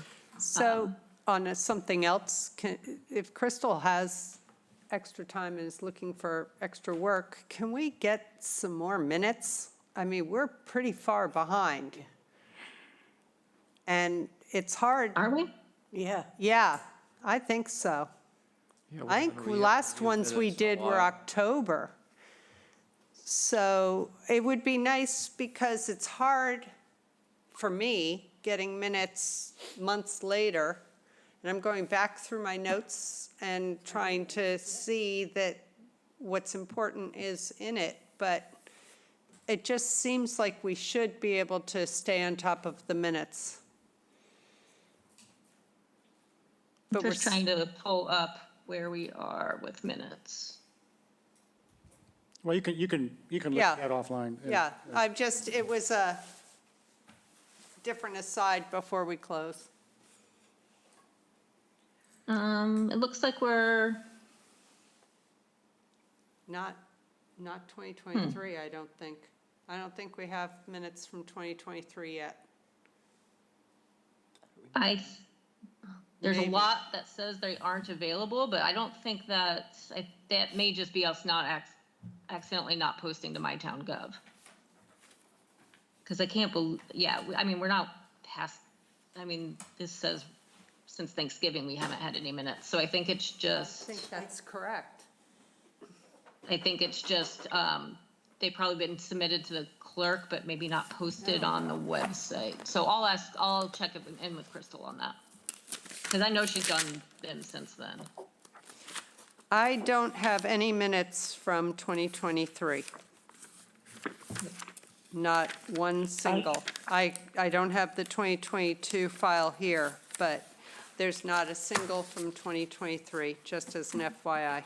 And I don't think we need to keep discussing it, but I'm just. Yeah. I'm sorry, guys, I'm gonna have to drop off. Okay, thank you. Go ahead. Okay. Yeah. All right, bye. So anyway, I think we're closing anyway. yeah, it sounds like we're going to try mixing the orders Yeah. and conditions. As far as the position is concerned, I have my own thoughts on that, and I expressed them. I probably shouldn't have. And I'm just a little concerned about it. I agree with I will check with Bob Duncanson on whether that needs to be an executive session type of thing. Right. Sure. Because it's personnel matters. So I will just. Certainly, I think it certainly let him should know. be an executive session. Yeah.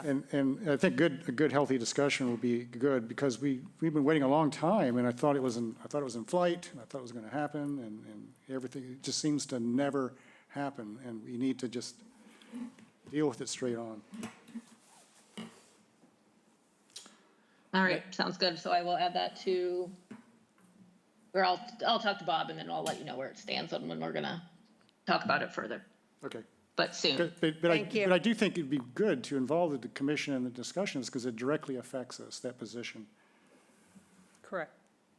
I agree. Yeah, I'll see if we can do some sort of, side meeting, executive session with Bob, Crystal, me, and the commission members. I feel like we should all be there. Yep, thank you. Take care now. Mission. And looking forward to being back. Yes. Yeah. I know, hopefully I'll get it approved to actually, drive and walk and stuff soon, so. Okay. Motion to adjourn. Latin second. Roll call vote, Bob. Aye. Karen. Aye. Elise. Aye. And I vote aye.